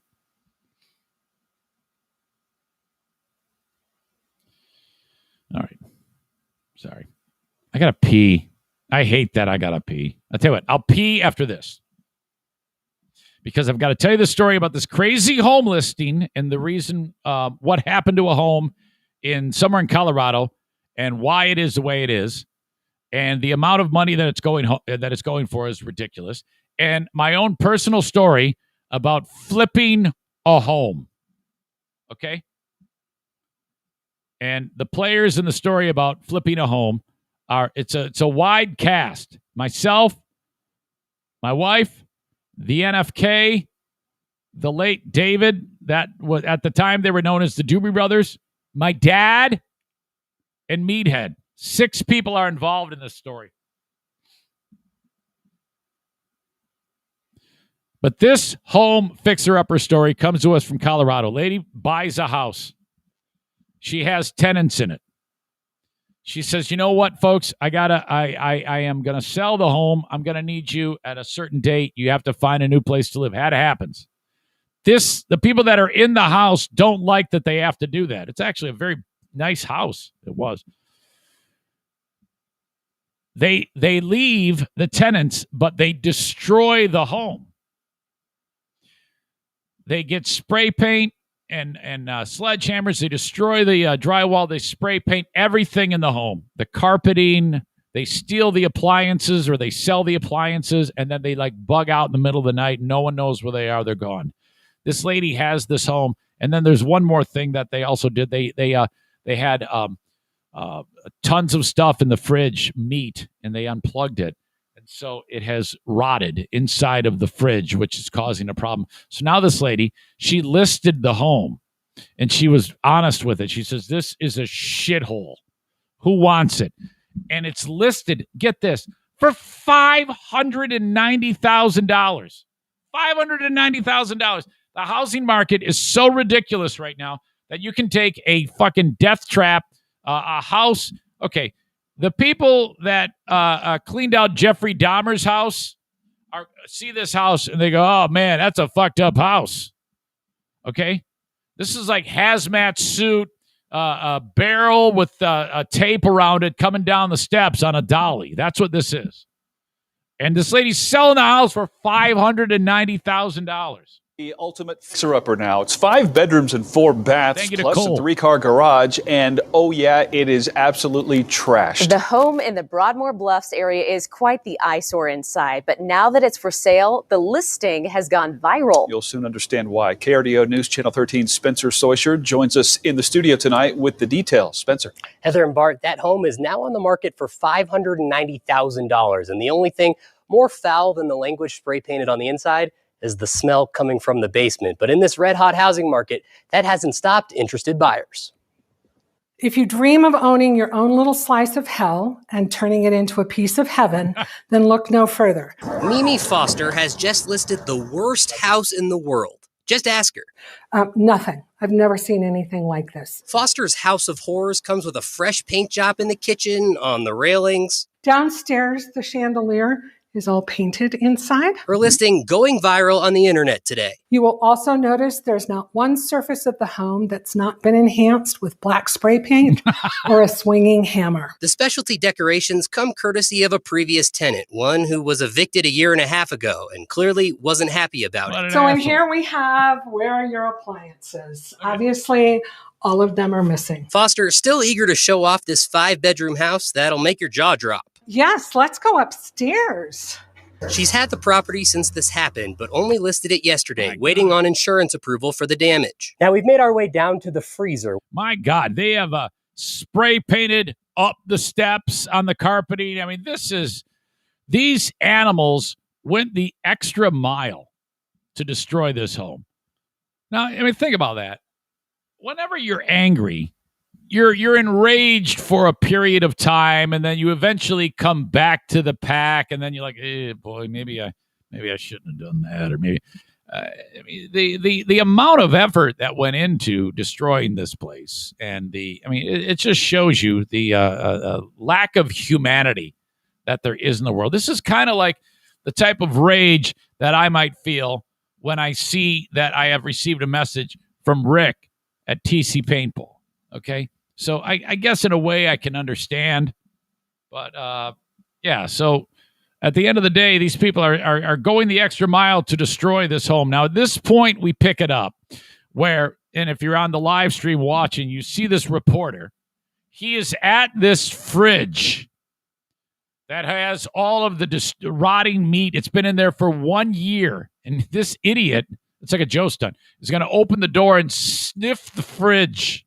So you're going to see this idiot do this. That's where we pick it up. Where there's been meat that's been soiled for over a year without electricity. Luckily, our new KRDO rain jackets will serve as a hazmat suit. Here goes nothing.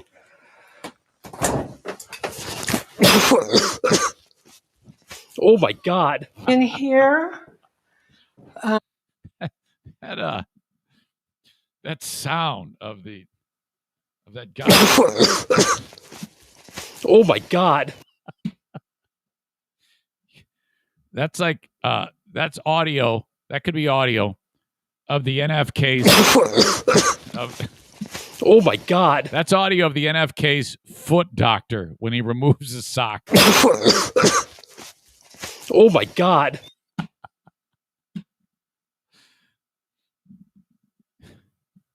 Kevin, what are you doing? Oh my God.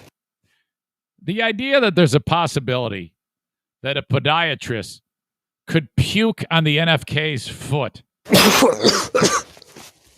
Oh my God. Is really great. Now you won't be renting this again. Haha. Of course, time will tell. Despite the next level vandalism, her phone's been ringing off the hook today. There's a good question. Sorry, hold on. She's getting interest from potential buyers who saw the humorous listing on social media. I thought it was hilarious, and I'm in the market to do fix and flip stuff like that, so I had to absolutely come see it. What do you think? Oh, it's a wreck. It's gonna make some money. That assessment giving Foster hope that this nightmare will become someone's dream. This house is not for the faint of heart, but for that special person who can see through the rough diamond to the polished gem inside. Foster said that before she left, the former tenant charged a $38,000 bill to the owner for a new roof. So along with all of that damage, you do get a new roof, Bart.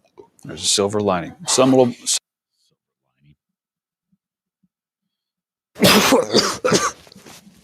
Oh my God.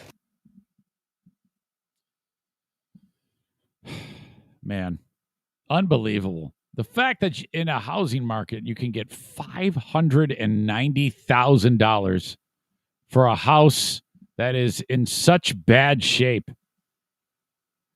It is remarkable. So, I always, whenever I like that dude in the story said, yeah, I flip properties. First of all, okay, if that's how it is, $590,000 when there's shit in the fridge and everything is destroyed. What is that? I mean, is that like a $700,000 house? 800? $1 million? I always, when I see people who flip stuff, I always like, man, that is awesome. I love that. I love when someone does that, actually has the knowledge and the know-how. They keep their overhead as low as possible. You buy a house for as low as you can go, and then you fix it up, and then you sell it, and you turn a sweet-ass profit. I am a huge, huge fan of that. That whole idea.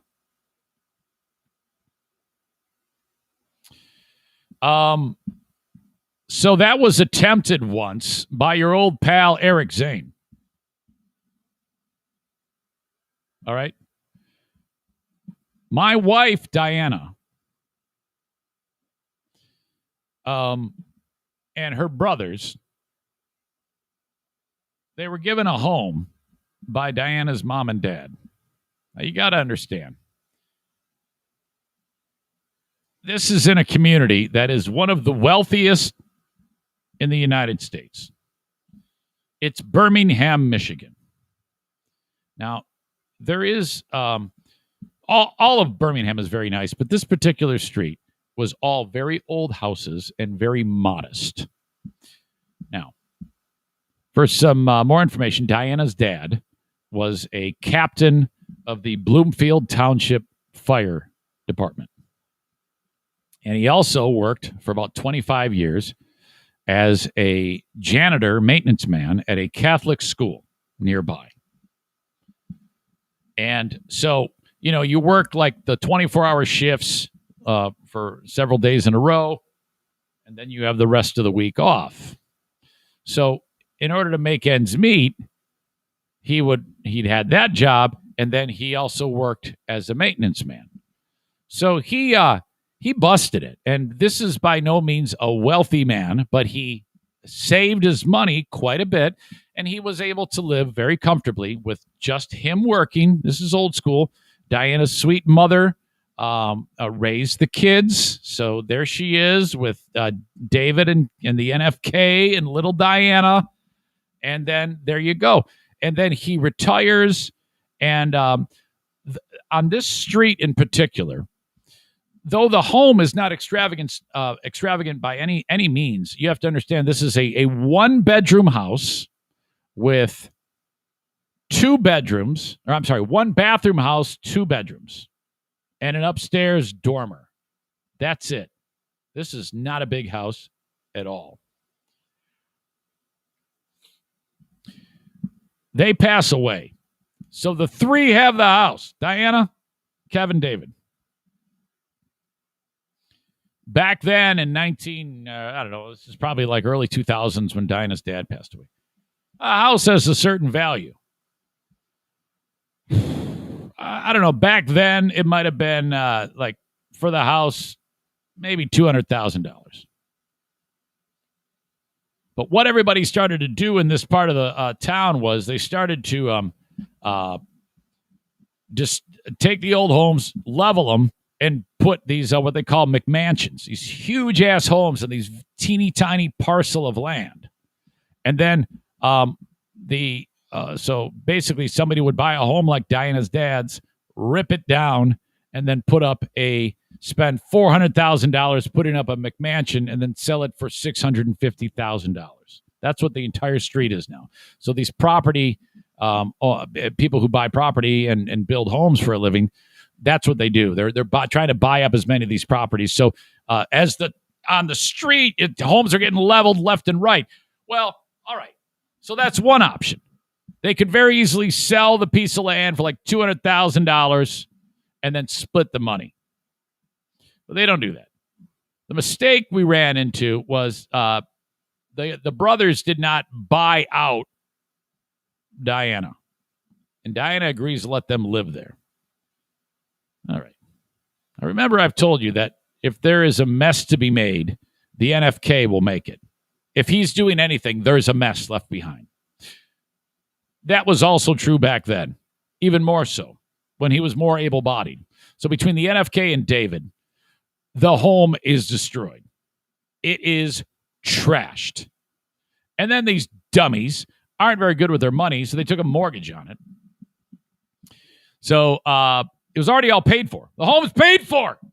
They take a $100,000 mortgage on to do whatever the hell with the money. So they blow the money. Now they got a $100,000 debt, and so they're paying $700 a month. These guys end up fucking everything up. And old pal Eric has to ride in on the white horse. And I'm like paying the house payment. Okay. There comes a time though that we get to like they can't live there anymore. They have to get out. I move these dum-dums over here. And now the house is vacant. Dad, we got to fix up the house and sell it. I call my dad. My dad and Joanne go in and they make repairs, replace appliances, redo the kitchen, rip up the carpet, put new carpet in, paint, fix the holes in the wall, clean out the black mold, waterproof the basement, manicure the lawn, manicure the landscaping. Then the housing market bursts. We can't sell the home. This continues to go on for months and months and months. Just burning money, spending money to fix the home. We're talking about thousands of dollars. The mortgage, which is not mine.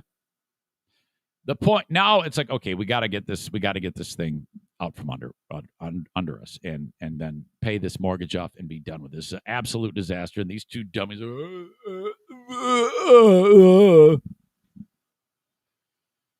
we do a short sale.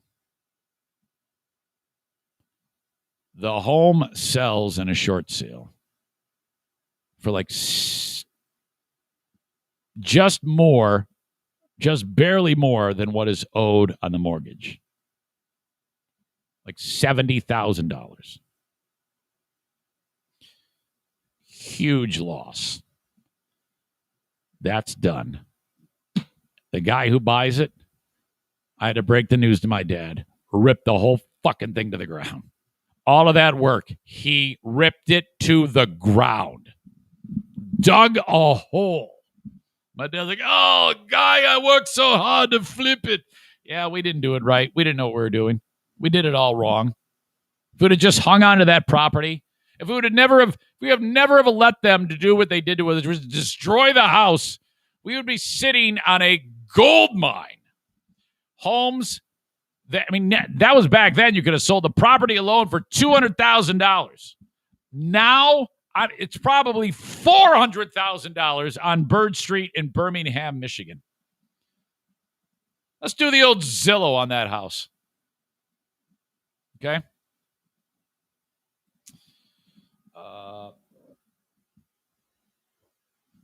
1324 Bird Street, Birmingham, Michigan, Zillow. Yeah, look at that. A 4-bedroom. Okay. Right now. Hold on a second. Let me share this with you. This is going to make you sick. This is the property. Right here. Look at that yard. It's just freaking. Look how small this is. They put this enormous house on this piece of property. This is not the house Diana grew up in. This house right now is $861,875 on the Zestimate. My gosh. That's a fairly modest house.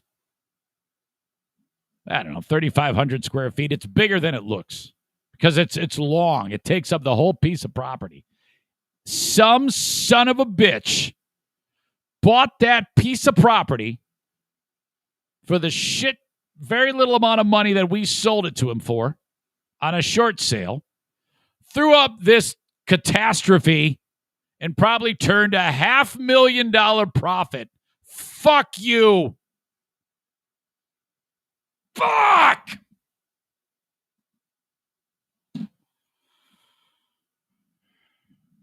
And all I want the guy to do is wipe the fucking feces off the microwave. Is that too much to ask? All right, I got to go to the bathroom. I can't take this shit.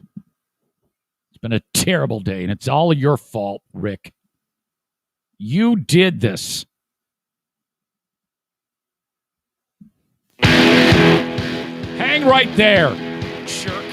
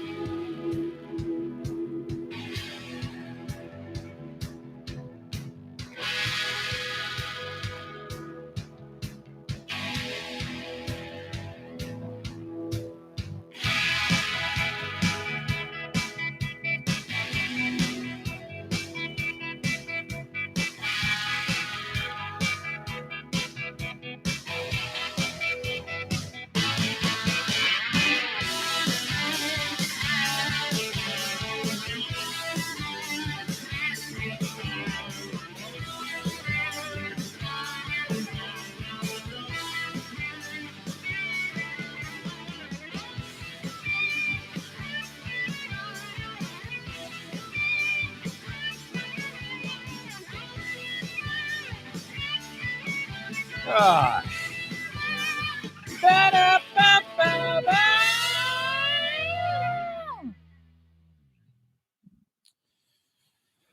All right. That wasn't so bad, was it? I have merch for sale. Buy a t-shirt, please. EricZaneShow.com. Click merch. That's it. There's tons of different styles there. It's just fun. T-shirts, long sleeve, short sleeve. I don't know, it's all there. Shop to your heart's content. EricZaneShow.com. Click merch. Okay. Well, this is hard to do. I have a commercial for a longtime client. TC Paintball.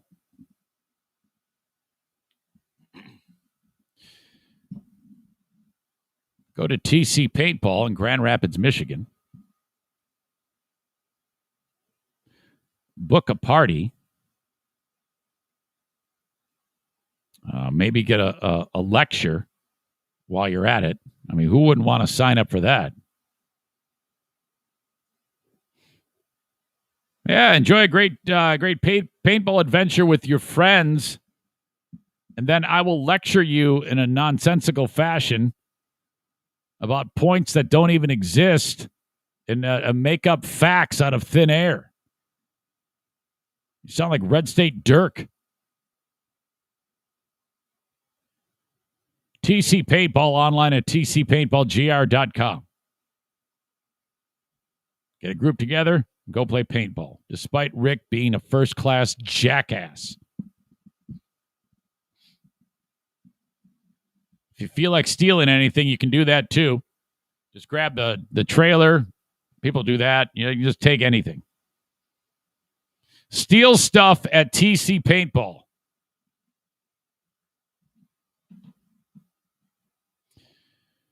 Book a party for you or your friends. We have another paintball event coming up on August 8th.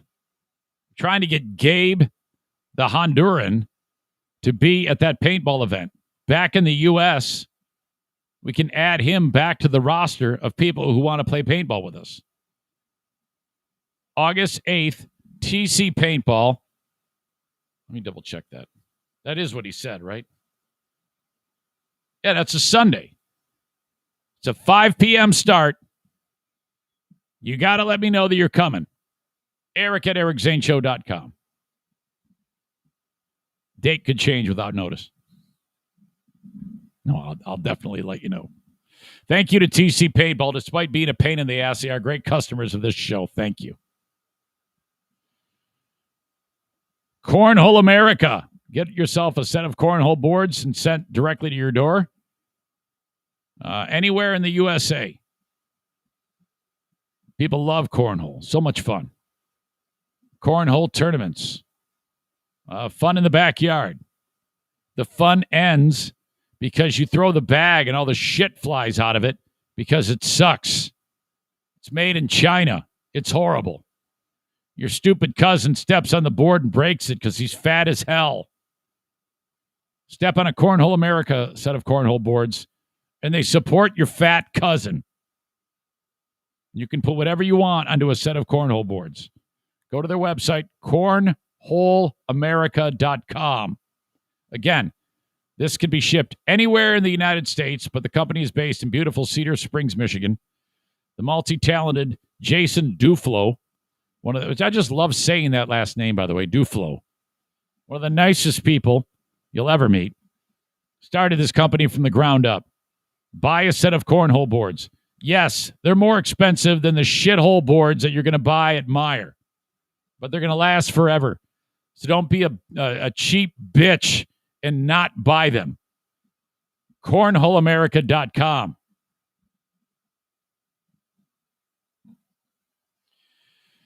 Busy boy, I am. You're like, what are you talking about? Oh, my God. And why? Why are you talking like Yoda?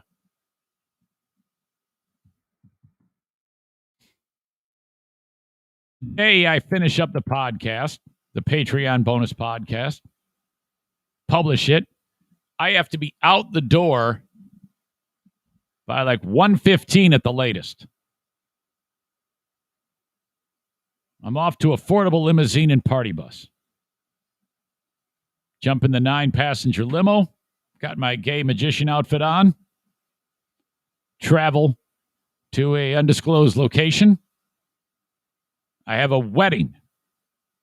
I am the driver. This is going to take me to about 5:45. Got to get then back to the garage, drop off the car, and get back here to do the Ben and Eric Patreon podcast. Oh, by the way, I got to go running before I head out the door for limo work. That's why when I see messages from Rick from TC Paintball busting my balls, and then I realize that I've got plenty of work to do, it rubs me the wrong way. I want to kick his ass. I don't need this shit. All right. Totally kidding. Kind of. So get back here. That's why the start time, which is normally 7 o'clock on a Friday for the Ben and Eric Patreon podcast, got to be later. Because by the time I get, let's see, probably get back to the garage. It's customer dropped off 5:45. Back to the garage 6:30. Paperwork. Leave garage 6:45. Probably back here 7:15. Get cleaned up. Yeah, we should be able to start at 8 p.m. for the Patreon bonus podcast with Ben. Terry, I'm going to remember to email you.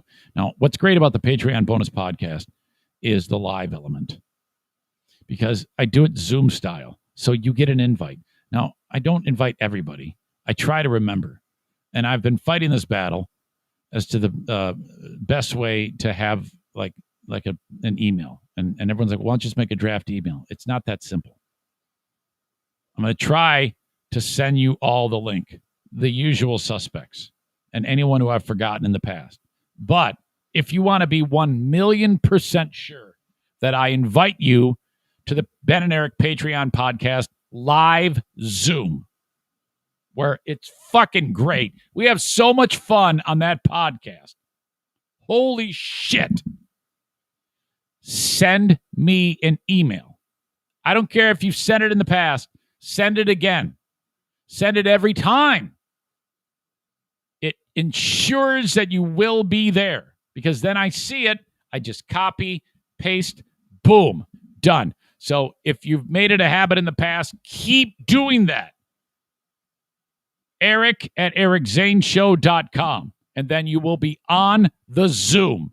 You may play Bet on Ben. We're going to read Ben's shitty Twitter jokes.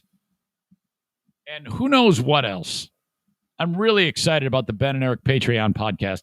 That show alone is a reason to sign up for the Patreon. If there was nothing else on the Patreon, if just once a week I did the Ben and Eric Patreon podcast, that alone is worth it. The $5 or $10 a month. Okay? So just try it. I want you there. Sign up right this minute for the month. You can sign up and then cancel it 1 second later. You still get the month. You probably want to hear me out, hear how we do, and then decide, I think I'll keep it. Then you can convert it to a yearly, and I'll save you 10%. It's so simple. But not only do you get the Ben and Eric Patreon podcast, you get the Lost Zane recordings, my time at BBL from 5 years ago. It's an audio time capsule. The Insane Asylum, my 2-hour music-driven radio show on Northern Michigan's Q100 before it even airs, with no commercials. Complete breaking all copyright rules with that. You're not supposed to publish other people's music. Too bad. I do it. Smarter Than a Former Drug Dealer Trivia, where you can play for cash. And the Patreon bonus podcast, where this week it has been bonkers.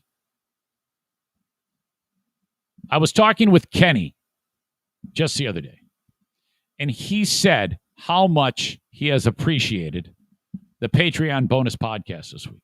He says, man, you have been just speaking to me.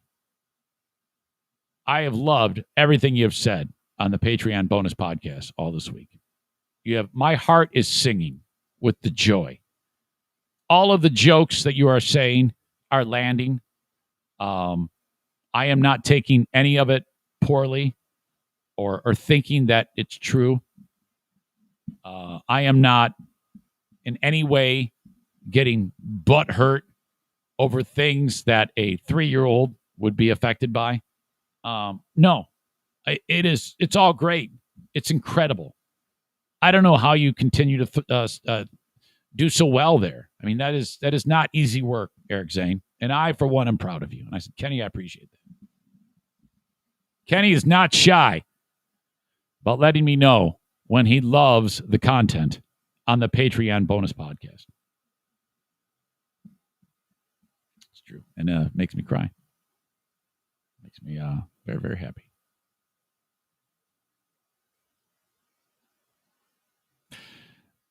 On today's Patreon, I have to do a cameo. I just got hired on Cameo by Adam. Someone close to him's birthday. I don't want to spoil it. Rick writes, I have to take my kids to a swim lesson. Someone let me know if I get the asshole of the day. I tried hard. Asshole.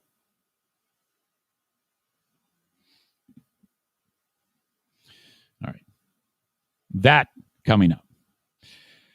Okay, a bit of a problem on the cheerleading team. This is not going to do too well. Okay. So, the 2021 Shoreline Junior High cheerleading team. They took 2 yearbook photos for the 2020-21 school year. Now, that would be suspect, in my opinion, if I am the mother of the 14-year-old Down syndrome student, where when they took the picture, they said, all right, girls, get together. They snapped the picture, and then they go, you, Morgan, come on out of the picture for a second. We're going to take a picture here, and then they take another picture. And then if you're the mom, the mother of 14-year-old Morgan Arnold, who is, Morgan is the manager of the team, which you see from time to time. Usually the kid in school who can't play football, he's the manager. Have some role on the team. Perhaps he can't compete because of some type of issue. I don't know. Maybe he's a kid with no legs or arms, and they make him the manager. You see it all the time. It's a way to include the kid. This is the case. The 14-year-old kid is not able to compete, so they made her the manager. They took 2 pictures, though. And then it came time months later to publish it in the yearbook. And they did not put the picture in of the one with the kid with Down syndrome. This is horrible. Take a look at this. You can see it for yourself. 2 pics. This is the one with the 14-year-old little girl who's got Down syndrome. Look at her. She's so happy.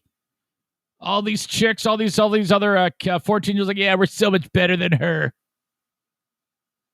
And then you know that these snarky little bitches are like, holy fuck, we can't allow her to be in the yearbook photo. So I don't even know if that's true. I can't even get behind that joke. So they decide to publish minus her. What? Can you imagine the mom? How much ass she would kick when she found out that her little girl was kept out of that? I mean, here she is.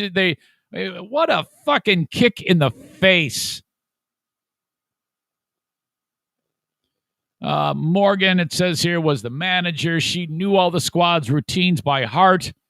She was reportedly the only student affiliated with the team to be excluded from the photograph. Oh, my God. How does this happen? Her sister says, yeah, Morgan was well aware of what happened. She was sad and she was hurt. Oh, my God. Leave it to cheerleading to do this shit. Around here, if you got the Down syndrome kid at a school, you know what they do here? They have a whole day for the kid, okay? Okay, during the game around here, the football teams, if there is a kid who happens to want to play football, they just embrace the shit out of him. It's so incredible. The kid is in his football gear on the sidelines, and the players are working very hard with the coaches to facilitate all the nuance that this young person. It's happened. You've seen it a million times, and usually at least once a year they work out a deal where they got the ball at the 1 yard line, and then they'll hand it off to the kid. And then he's running like Jim Brown, and he's people are bouncing off of him, and he's kicking ass, and he's fucking shit, yeah, I'm gonna get so much pussy, shit. He's running out of the field, people are falling, and they're letting him go, but who gives a shit? The kid doesn't know. And he gets in the end zone, he's fuck yes, he yells the N-word, throws the ball into the stands, he's fuck you, bitches. And then that's it. Everybody's so happy for the kid. Oh my God, it's incredible. What a moment. We've seen it a million times. I don't know about some of those details. I might be misremembering some of that. I don't think the kid yells the N-word. But that's what we do in football. Leave it to the boys to get it right. It's the dumb bitches on cheer who fuck up the world. I mean, I've been a cheer dad. I've seen how this goes. You get some of hockey's terrible, but cheer is bad too. You get some really dirty, ugly shit going on. So these stupid kids say yes. To hell with the kid with Down syndrome. The kid's name did not appear in the team's roster. And 2 years ago, her name did not even appear in the list of members of her grade. So this kid is just, for years, this kid's just been one faux pas after another hurting her. Shoreline issued an apology Wednesday. We are deeply saddened by the mistake. That wasn't a mistake. You did it on purpose. That was made that omitted a student photo out of the yearbook. Apologies have been made to the family. You're going to have to do a little bit more than that. Yeah, if I'm the mom or dad there, you're going to have to do a little bit more than that. You're going to have to disband the cheer team. Okay? No more cheer. We are because of, and then you're going to have to rent out a billboard and say, because of all of these little bitches, we are not having cheer anymore.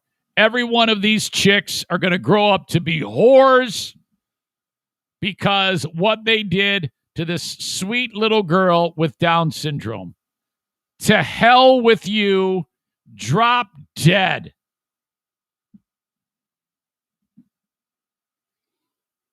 N brings up the story of who was that kid who caught fire in the basketball game 25 years ago. It wasn't a moment where they fixed the game for him like the football thing I was just describing. It was that kid who had autism and he was the manager of the team. Do you remember this story? He was in the capacity that I described earlier, but for the final game, the coach said, hey, why don't you suit up? So the kid gets in the basketball jersey and he's sitting at the end of the bench. If any of you have that kid's name, give it to me because I want to play it. I want to actually show it on the live stream. And then he gets in the game, and with 2.5 minutes to go, he puts up a shot, a 3-pointer, and it misses badly. And then he tries it again, and it goes in, and the place goes bonkers. And then I shit you not, he sank like 8 or 9 of them in a row. I mean, even if the players were letting him shoot it, which they weren't, even if they were, you still got to make the shot. That's it. McElwain. Jason McElwain. Thank you. Jason.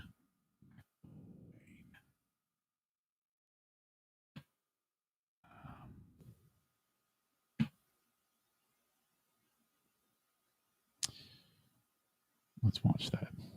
There you go. Give me a second.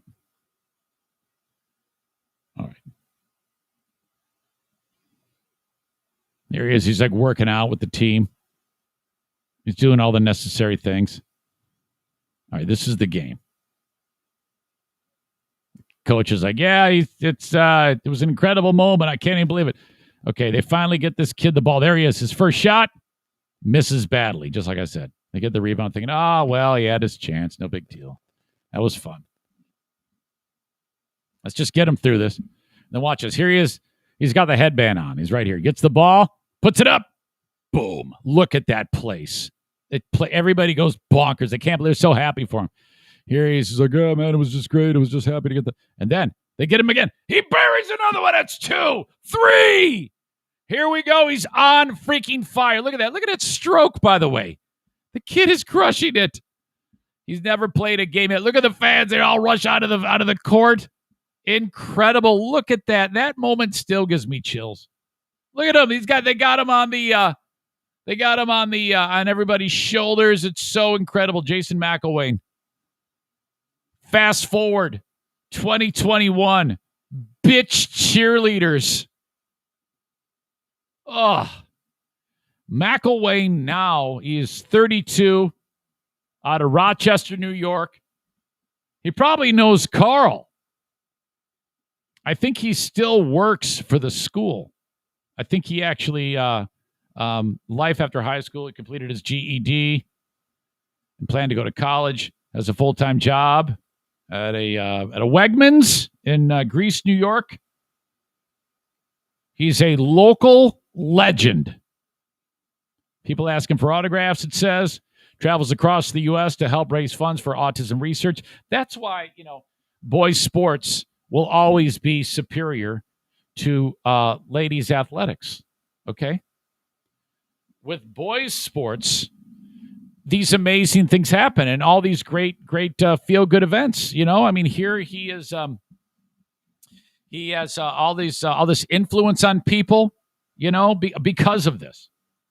With all the activity that is going on in his life, Jason admitted that he hasn't been playing as much basketball, but says occasionally I'll go shoot baskets at the YMCA. McElwain is also involved in public speaking. Volunteer also in April 2016, the Rochester Razor Sharks, a professional minor league basketball team, signed Jason to a one-day contract for the regular season finale. With the Razor Sharks leading by more than 40 points late in the game, McElwain was put in and scored 10 points, including 2 3-pointers. Since 2016, McElwain has been a supporter of former President Donald Trump and has met with Trump in person twice. He's also an accomplished runner. He completed a marathon in 3 hours, 1 minute and 41 seconds. That is cooking. And he qualified for the Boston Marathon. He did the Boston Marathon in 2014 in under 3 hours, Mike Ball. That's impressive. But no, not in cheerleading. Yeah, fuck her. We're not going to let a kid who's got Down syndrome in here. That's fucking bullshit. How are we going to look hot? Little bitches. Chris says, yeah, boys sports never do anything wrong. Just roll with the joke, idiot. So, we have a hard and fast competitor for asshole of the day with cheerleaders. It's cheerleaders versus Rick from TC Paintball.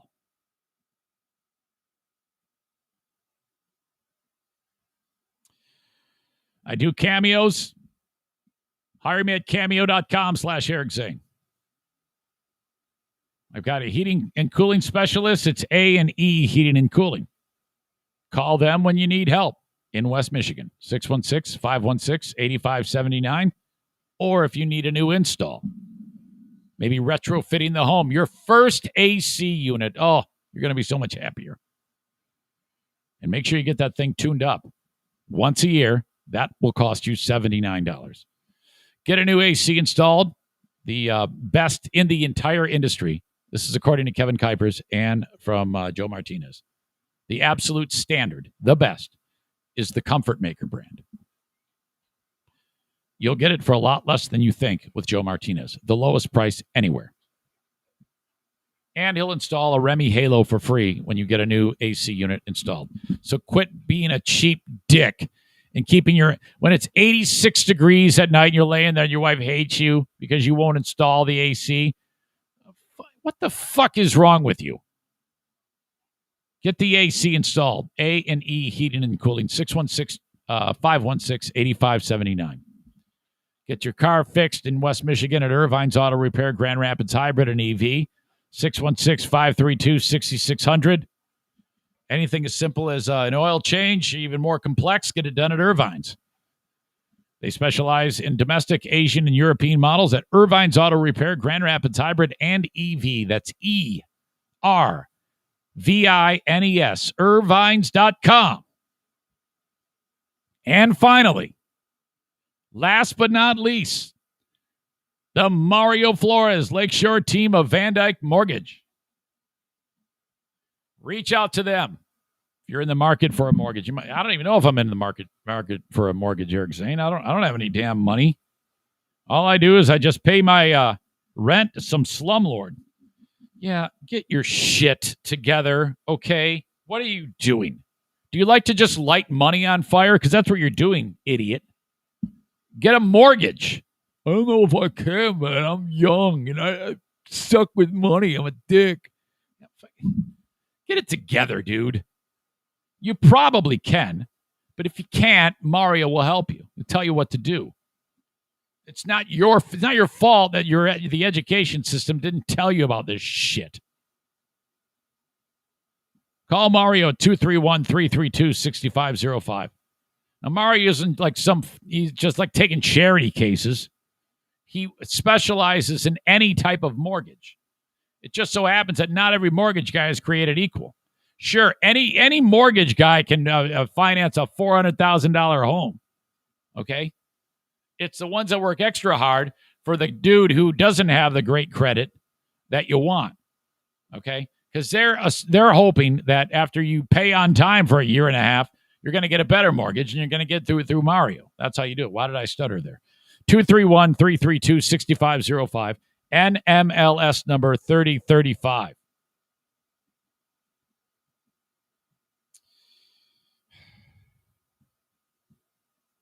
I don't know why you guys make me do this.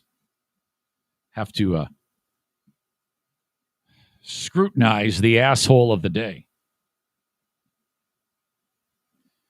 But it's the behavior of one Rick from TC Paintball that causes me the trouble because my heart and soul wants Rick to be the asshole of the day.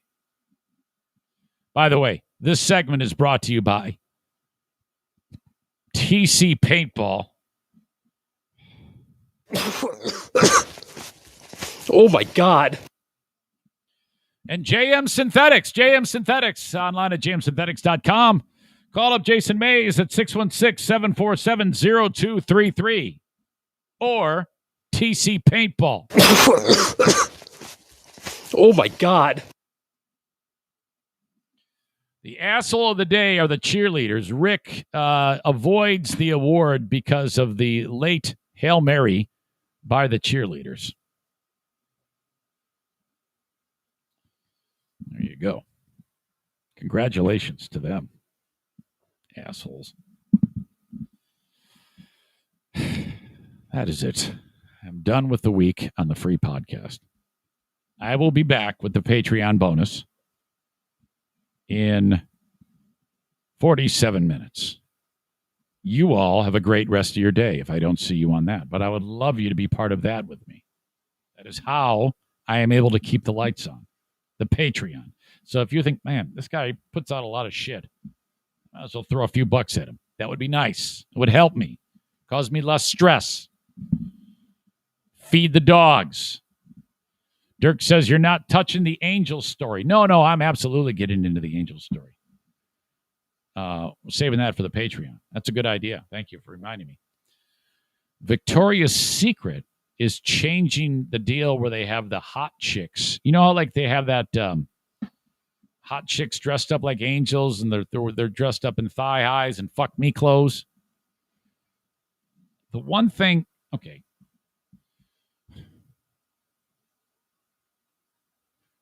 They're fuck me clothes. That's all this is. Why would you feel the need to make that more complex? Victoria's Secret has decided, I'm just giving a preview, Dirk. Victoria's Secret has decided that they want to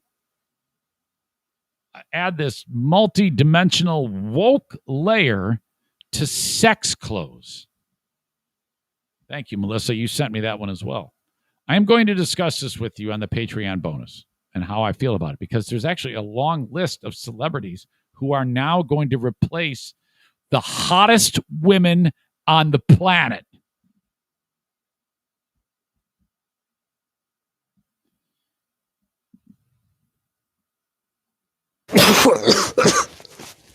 Oh my God. Okay, have a good one. Talk to you then. Thanks again for being part of the Eric Zane Show podcast. Till next time, bye-bye.